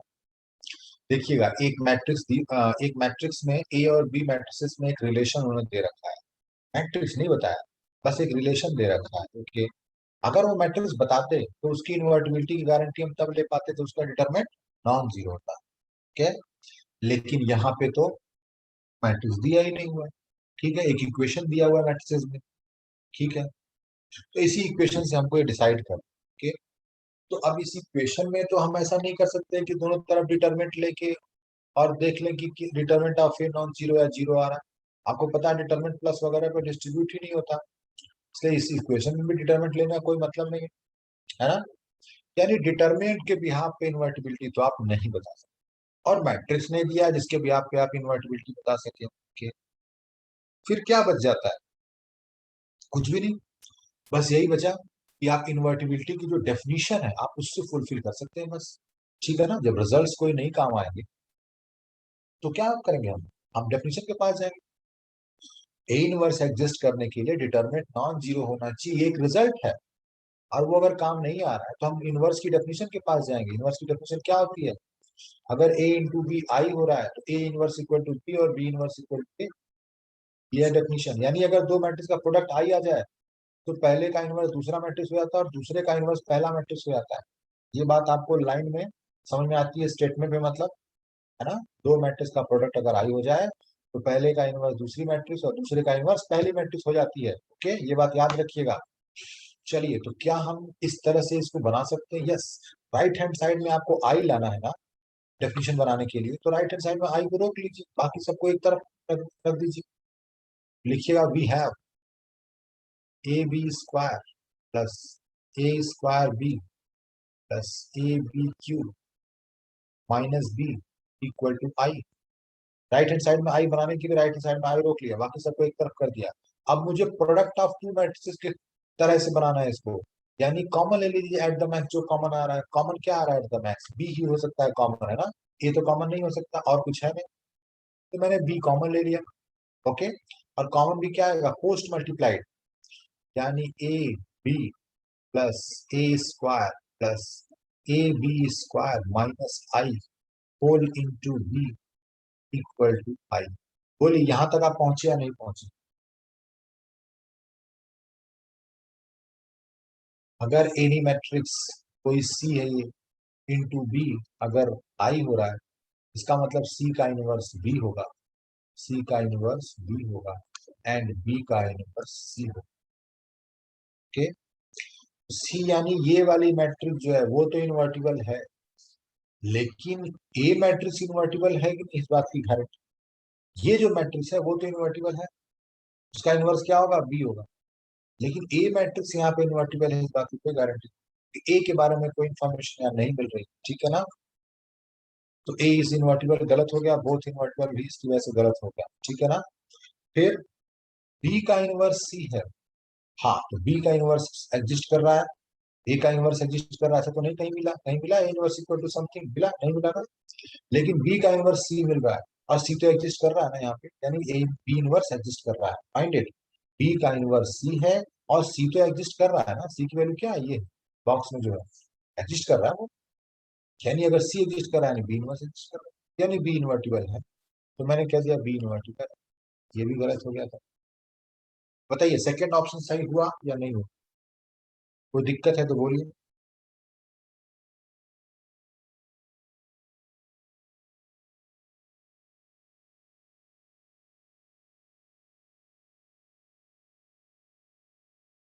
बताइए प्रिया, कोई दिक्कत? No sir. कुछ कहना चाहते हैं तो कह सकते हैं कि कैसे सोचा, क्यों आपने ऐसे ही किया। हम हर बात का जवाब देने को तैयार हैं, ठीक है। अगर आपके मन में ये आ रहा हो कि ऐसा ही क्यों किया, वैसा ही क्यों किया, तो आप पूछ सकते हैं, क्योंकि मैंने वो हर सोच को बताया है मैंने कि हम इधर से ही इसी रास्ते क्यों जा रहे हैं, ठीक है ना।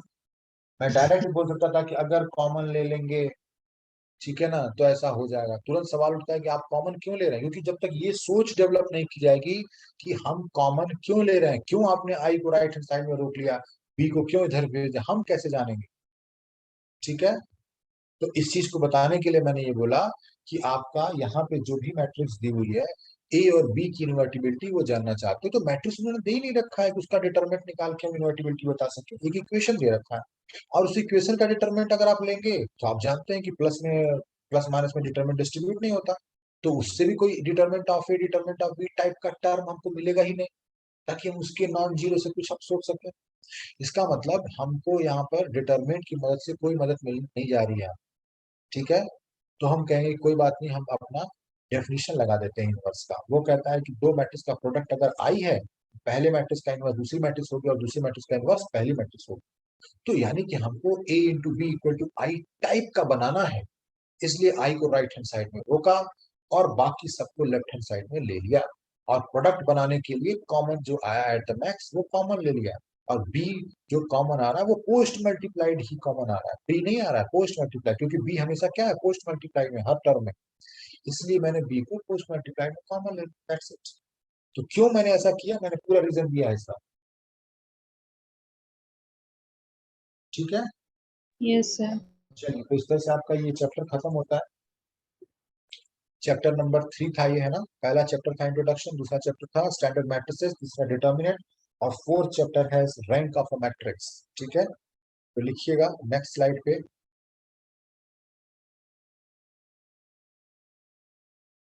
चैप्टर 4 है रैंक ऑफ अ मैट्रिक्स।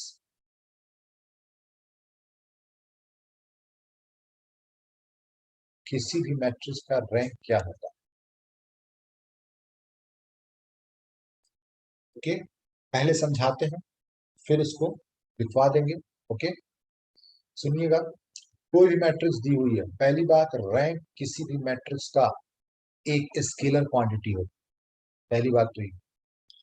दूसरी बात, रैंक जो होती है वो ऑर्डर ऑफ द मैट्रिक्स होती है, ठीक है ना, किसी मैट्रिक्स का ऑर्डर होता है, इस मैट्रिक्स का नहीं। जिस मैट्रिक्स का रैंक निकालना उस मैट्रिक्स का होगा या नहीं होगा इस बात की गारंटी नहीं है, लेकिन जो भी होगा किसी एक मैट्रिक्स का ऑर्डर होता है, उसी को रैंक है।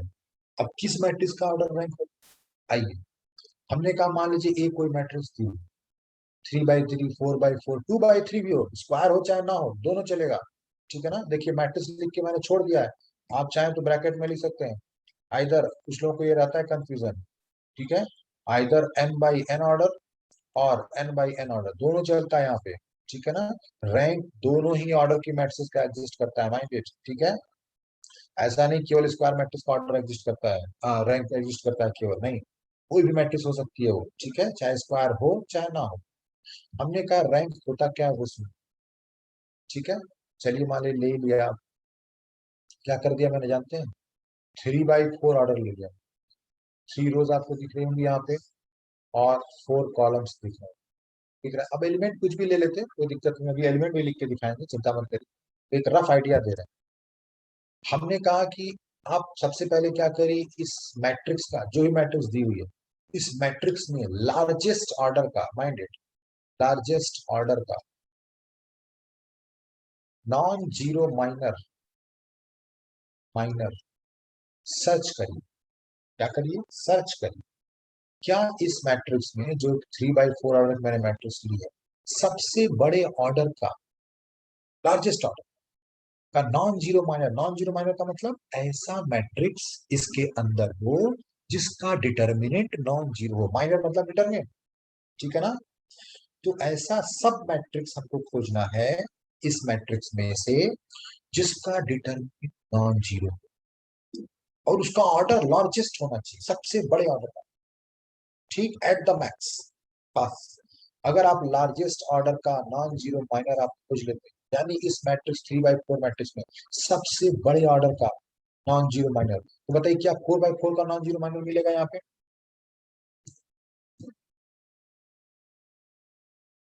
क्या 4/4 का नॉन जीरो माइनर मिलेगा, हाँ या ना बोलिए, फ्रैंकली बोलिए ना, हम सुनने को तैयार हैं, आप बोलिए तो। 4/4 का नॉन जीरो माइनर मिलेगा क्या,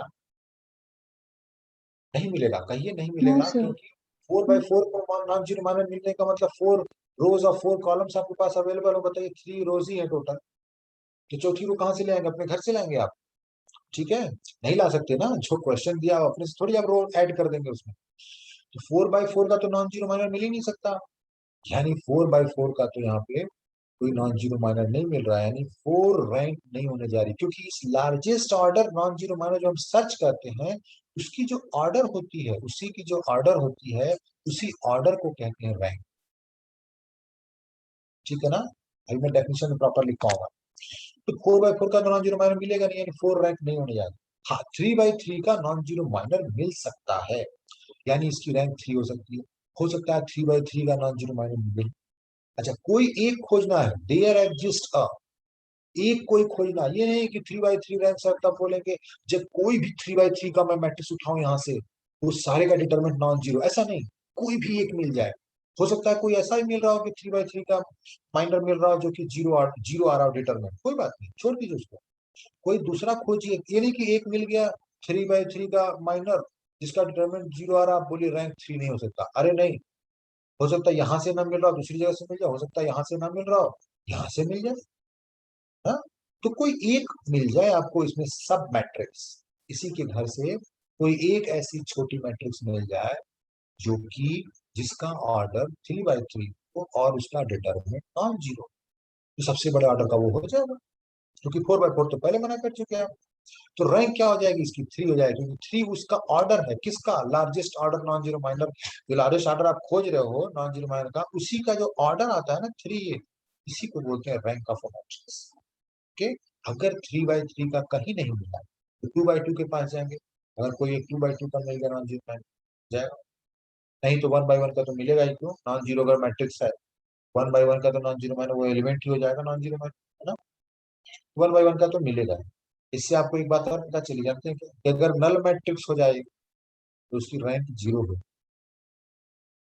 बोली होगी कि नहीं? क्योंकि नल मैट्रिक्स में कोई ऐसा ऑर्डर नहीं मिलेगा जिसका माइनर नॉन जीरो हो, यानी जिसका डिटरमिनेंट नॉन 1/1 का भी नहीं मिलेगा, है ना? क्योंकि नल मैट्रिक्स क्या मतलब होता है? सारे एलिमेंट जीरो। सही बात है, नल मैट्रिक्स का रैंक जीरो हो जाएगा। क्या रैंक कभी नेगेटिव हो सकता है? कभी नहीं, क्योंकि रैंक तो ऑर्डर है, ठीक है ना? ऑर्डर कभी नेगेटिव हो नहीं सकती। आप मुझसे ये कह सकते हैं सर ऑर्डर तो कभी जीरो भी नहीं होती है, ठीक है ना?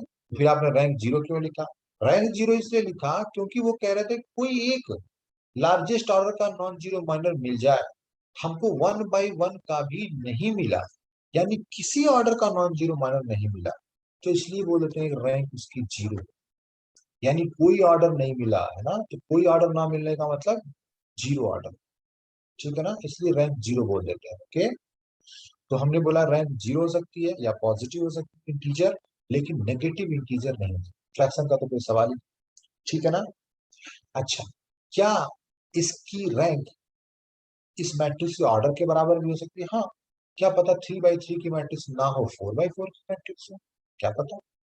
और 4/4 की मैट्रिक्स हो और यही पता चला कि इसी का डिटरमिनेंट नॉन जीरो हो, क्या पता कि जो ए मैट्रिक्स है वो एक स्क्वायर मैट्रिक्स हो और उसी का डिटरमिनेंट नॉन जीरो आ रहा हो। तो जो सबसे बड़े ऑर्डर का नॉन जीरो माइनर आप खोज रहे हैं वो कहेगा मैं खुद हूं, मेरा डिटरमिनेंट नॉन जीरो है, ठीक है? तो सबसे बड़े ऑर्डर का मान मैं ही पूरा कर दूंगा आपका, यानी और इस मैट्रिक्स को क्या कहते हैं जिसका डिटरमिनेंट नॉन जीरो है? नॉन सिंगुलर मैट्रिक्स, है ना? नॉन सिंगुलर मैट्रिक्स या इनवर्टिबल मैट्रिक्स। तो बताइए नॉन सिंगुलर मैट्रिक्स का रैंक क्या हो जाएगा? ऑर्डर के बराबर, क्योंकि ऑर्डर 4 है इसकी, और वही रैंक हो जाएगी। क्यों? क्योंकि खुद ये कह रहा है कि मेरा ही डिटरमिनेंट सबसे बड़ा माइनर जो तुम खोज रहे हो, मैं खुद हूँ सबसे बड़ा माइनर जिसका डिटरमिनेंट नॉन जीरो है। तो यानी नॉन सिंगुलर मैट्रिक्स के लिए रैंक क्या होती है? मैट्रिक्स के ऑर्डर के बराबर होती है। इसका तुरंत उल्टा बोलिए, इसका मतलब अगर सिंगुलर मैट्रिक्स होगी तो उसका रैंक क्या होगा? हमेशा ऑर्डर से कम होगा, लेस देन और लेस देन ऑर्डर ऑफ ए, ठीक है ना? ऑर्डर ऑफ ए से कम होगा हमेशा रैंक। क्यों? क्योंकि 4/4 का तो मिल नहीं पाएगा, ठीक है? नॉन सिंगुलर मैट्रिक्स बोलने का मतलब तुरंत मैं स्क्वायर मैट्रिक्स की बात कर रहा हूँ, है ना?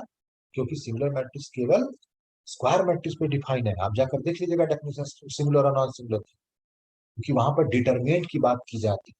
डिटरमिनेंट तो हमेशा स्क्वायर मैट्रिक्स का ही निकलता है ना। तो अगर कोई स्क्वायर मैट्रिक्स है, अगर वो सिंगुलर है, इसका मतलब इसका डिटरमिनेंट नॉन जीरो नहीं है, यानी जीरो है डिटरमिनेंट, तभी सिंगुलर है। तो अगर डिटरमिनेंट जीरो है, यानी सबसे बड़े ऑर्डर का जो नॉन जीरो माइनर का ख्वाब देख रहे थे आप, वो डिटरमिनेंट ऑफ ए खुद तो नहीं हो सकता क्योंकि इसका डिटरमिनेंट जीरो है। इसका मतलब इसका रैंक 4 नहीं हो सकता, यानी ऑर्डर के बराबर नहीं हो सकता, यानी ऑर्डर से कम। कोई कह रहे हैं सिंगुलर मैट्रिक्स का ऑर्डर रैंक ऑर्डर से कम होता है। बोलिए ये सारी बातें आप समझे या नहीं समझे?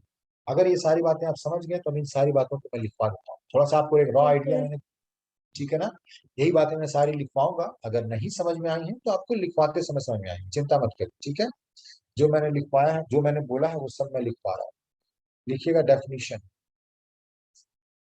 रैंक की डेफिनेशन, ठीक है? और नॉन नेगेटिव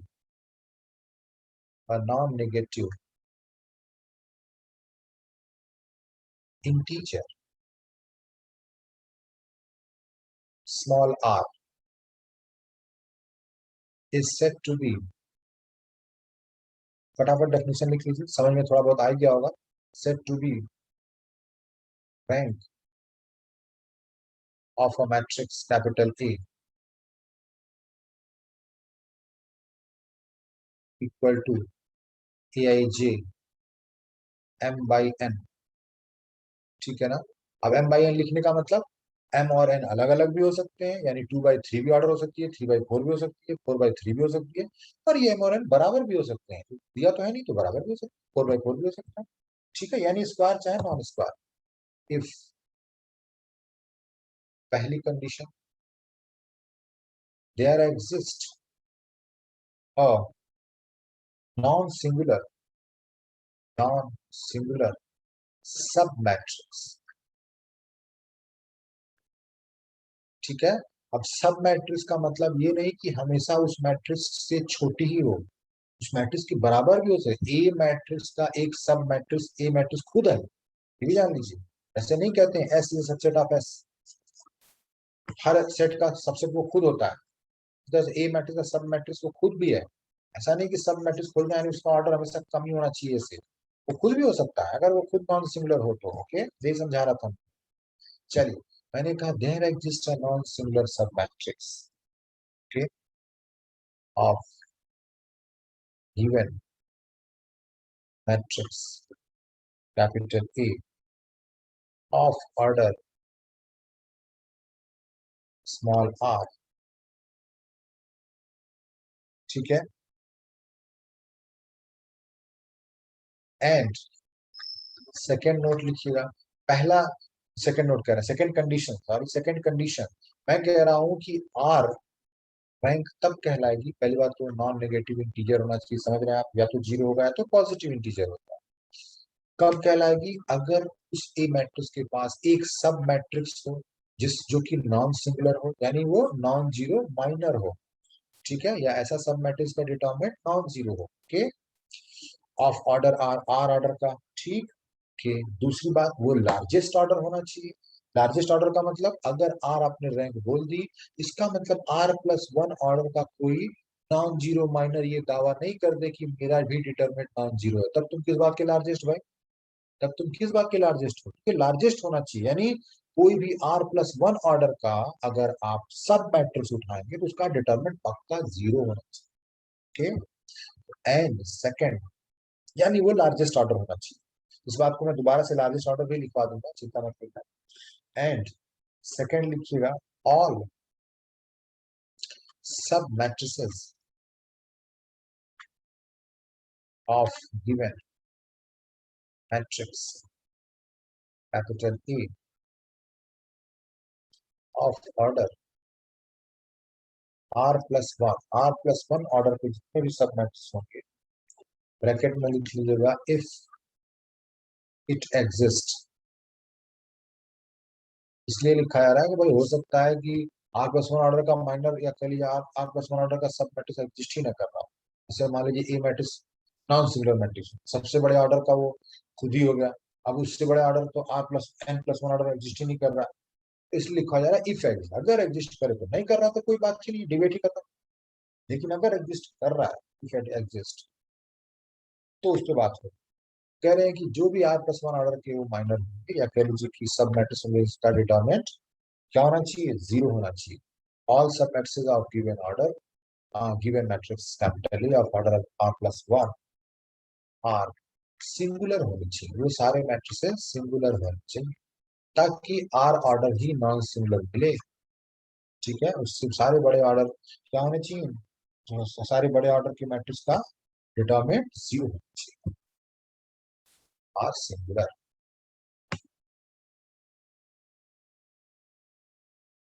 ओके। ये है डेफिनेशन इसकी, तो आप ले सकते हैं नोट करके कि इन शॉर्ट, है ना, इन शॉर्ट, इसी बात को पूरा समराइज करते हुए आप इन शॉर्ट ये ले सकते हैं, rank of a matrix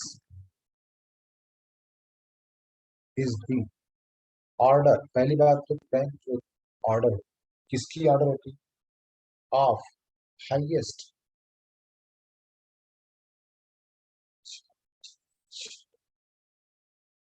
highest highest पे अंडरलाइन करिए, ऑर्डर हाईएस्ट या लार्जेस्ट जो लिखना चाहे, highest order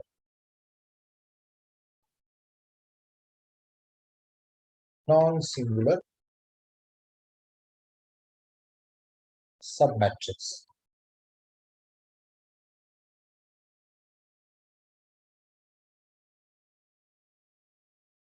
of the given matrix.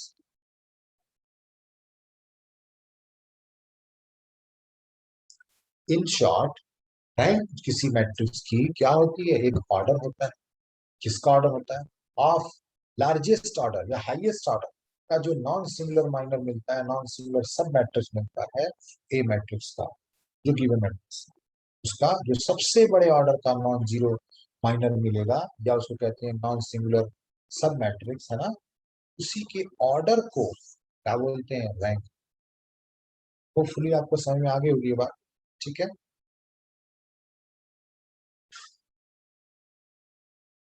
ये मेरा नोट नंबर 1 था। नेक्स्ट स्लाइड पे मैं चल रहा हूँ, note number 2।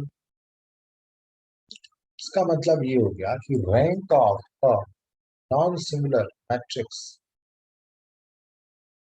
Of order n is n। अगर n ऑर्डर का कोई नॉन सिंगुलर माइनर है, नॉन सिंगुलर मैट्रिक्स है, तो उसकी रैंक क्या होगी, ऑर्डर के बराबर होगी। क्योंकि जो सबसे बड़े ऑर्डर का आप नॉन जीरो माइनर या नॉन जीरो डिटरमिनेंट खोज रहे हो, वो कहेगा मैं खुद ही हूँ, मेरा खुद डिटरमिनेंट नॉन जीरो है ए मैट्रिक्स का, तो मेरी ऑर्डर क्या है, n है, n ही रैंक हो जाएगा। बताइए, सही बात है। एग्जाम्पल के तौर पे मैं आपसे पूछूं कि बताइए, रैंक ऑफ इनवॉल्यूटरी मैट्रिक्स क्या होती है, ऑर्थोगोनल मैट्रिक्स क्या होती है, यूनिटरी मैट्रिक्स क्या होती है,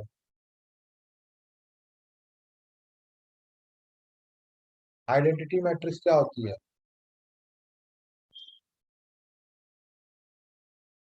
of order n is n। Rank of involutory matrix, orthogonal matrix, unitary matrix, identity matrix, इनकी रैंक क्या होती है, ऑर्डर के बराबर होती है। क्यों, ये सारे नॉन सिंगुलर मैट्रिक्स है ना, इनका डिटरमिनेंट इनवॉल्यूटरी क्या होता है, +-1। ऑर्थोगोनल का +-1, इसका e की पावर आटा थीटा या कह लीजिए मॉडुलस इसका 1 हो, तो ये सब नॉन जीरो डिटरमिनेंट वाले हैं। आइडेंटिटी का डिटरमिनेंट 1 होता है। इसका मतलब सभी का रैंक उनके ऑर्डर के बराबर है। सबसे बड़े ऑर्डर का जो आप खोज रहे हैं नॉन जीरो माइनर, वो कहेगा मैं खुद ही हूँ सबसे बड़े ऑर्डर का नॉन जीरो माइनर, और मेरा ऑर्डर क्या है, n है, तो आपके रैंक का भी ऑर्डर n ही होगा। ठीक बात, आगे चले। Yes sir. Okay, example number 2 में मान लीजिए मैंने पूछा कि if matrix A equal to, एक 4x4 की मैट्रिक्स मैंने दी, ठीक है, बहुत जल्दी से किया। 2√6 iota 0 0 7 0 4√3 iota, okay, -2 root iota 0 5 0 0 -4√3 iota 0 7। ठीक है, थोड़ा इधर उधर हो गया है, आप समझ ले रहे हैं ना। ठीक है, अगर मैंने कहा ए बराबर ये है, तो बताइए देन रैंक ऑफ ए क्या होगा। रैंक ऑफ ए को ऐसे भी शो करते हैं या ऐसे भी शो करते हैं, क्या होगा, तुरंत आप बोलिए कि ये ऑर्थोगोनल मैट्रिक्स है। तो स्क्वायरिंग एडिंग करिए ना, 5×5 = 25, ये क्या हो जाएगा 24 -24 आ जाएगा। स्क्वायरिंग एडिंग करने पे 1, इसका भी स्क्वायर ऐड करिएगा 1 आएगा। स्क्वायरिंग एडिंग एलिमेंट्स का 1 आ रहा है, और कोई भी दो रो का करस्पॉन्डिंग एलिमेंट का प्रोडक्ट क्या हो रहा है, 0 हो रहा है, तो ए ऑर्थोगोनल मैट्रिक्स है। ठीक है, ऑर्थोगोनल है कि नहीं बताइए, चेक कर सकते हैं आप। Yes sir. और ऑर्थोगोनल मैट्रिक्स है तो डिटर्मिनेंट ऑफ ए क्या हो जाएगा, नॉट इक्वल टू 0। ठीक, +-1 होगा, क्या होगा उसमें इंटरेस्टेड नहीं है, तो कौन निकालने जाएगा डिटर्मिनेंट, 4/4, जरूरत ही नहीं है। Determinant of A not equal to 0, इसका सबसे बड़े ऑर्डर का जो नॉन जीरो माइनर आप खोज रहे हैं, वो कहेगा मैं खुद हूँ।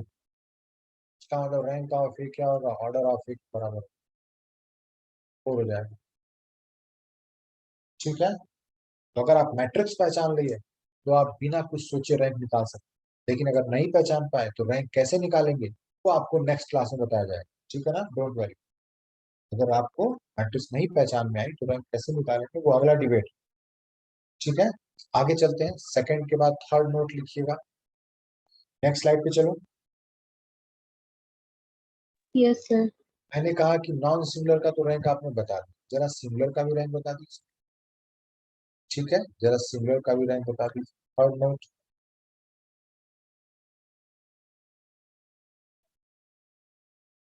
Rank of singular matrix. अब सिंगुलर मैट्रिक्स का है, इसका मतलब स्क्वायर मैट्रिक्स हुई, क्योंकि सिंगुलर मैट्रिक्स मतलब डिटरमिनेंट 0 और डिटरमिनेंट का मतलब स्क्वायर मैट्रिक्स, क्योंकि स्क्वायर मैट्रिक्स पे डिटरमिनेंट डिफाइन है। Okay, rank of singular matrix of order. अब ये लिखा जाए चाहे ना लिखा जाए, वो फॉर्मेलिटी है लिखना, नहीं लिखा है तब भी आप समझ रहे हैं कि ऑर्डर एन होगा, यानी स्क्वायर मैट्रिक्स होगी। इज ऑलवेज लेस देन और equal to N, less than N, is always less than N, that is rank of A less than और less than N, that is ये भी लिख सकते हैं आप, rank of A less than और equal to N minus one.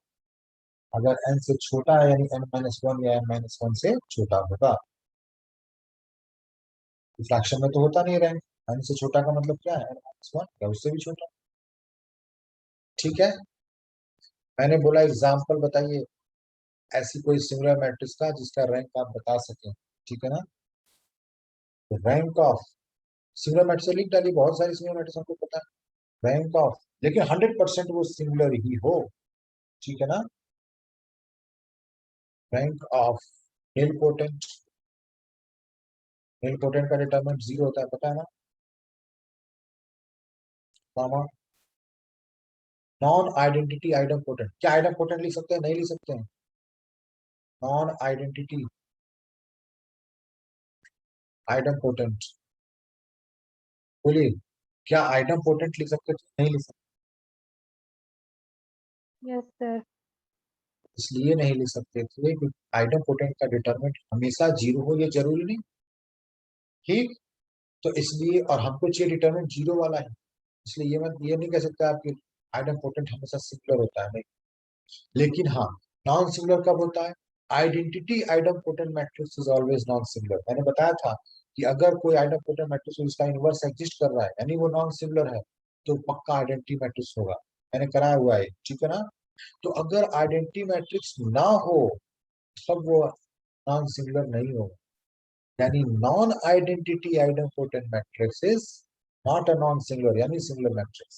Okay, इसलिए लिख रहे हैं नॉन आइडेंटिटी आइडमपोटेंट, क्योंकि आइडेंटिटी आइडमपोटेंट क्या होती है, नॉन सिंगुलर होती है, और हमको सिंगुलर लिखना है, इसलिए नॉन आइडेंटिटी। ओके, मैट्रिसेस लिख लीजिएगा, matrices of order N is less than N, N से छोटा होगा रैंकिंग का पक्का, एन नहीं हो सकता क्योंकि ये नॉन सिंगुलर नहीं। हाँ, अब एन से छोटा कहाँ पे जाकर रुकेगा वो तो क्वेश्चन में आप देंगे तब हम बता पाएंगे ना, कि एन माइनस वन होगा, कि एन माइनस टू होगा, एन माइनस थ्री होगा, वो नहीं पता, तो क्वेश्चन पे डिपेंड करेगा। ठीक है, फोर्थ नंबर लिखिएगा, rank of null matrix, rank of null matrix is 0।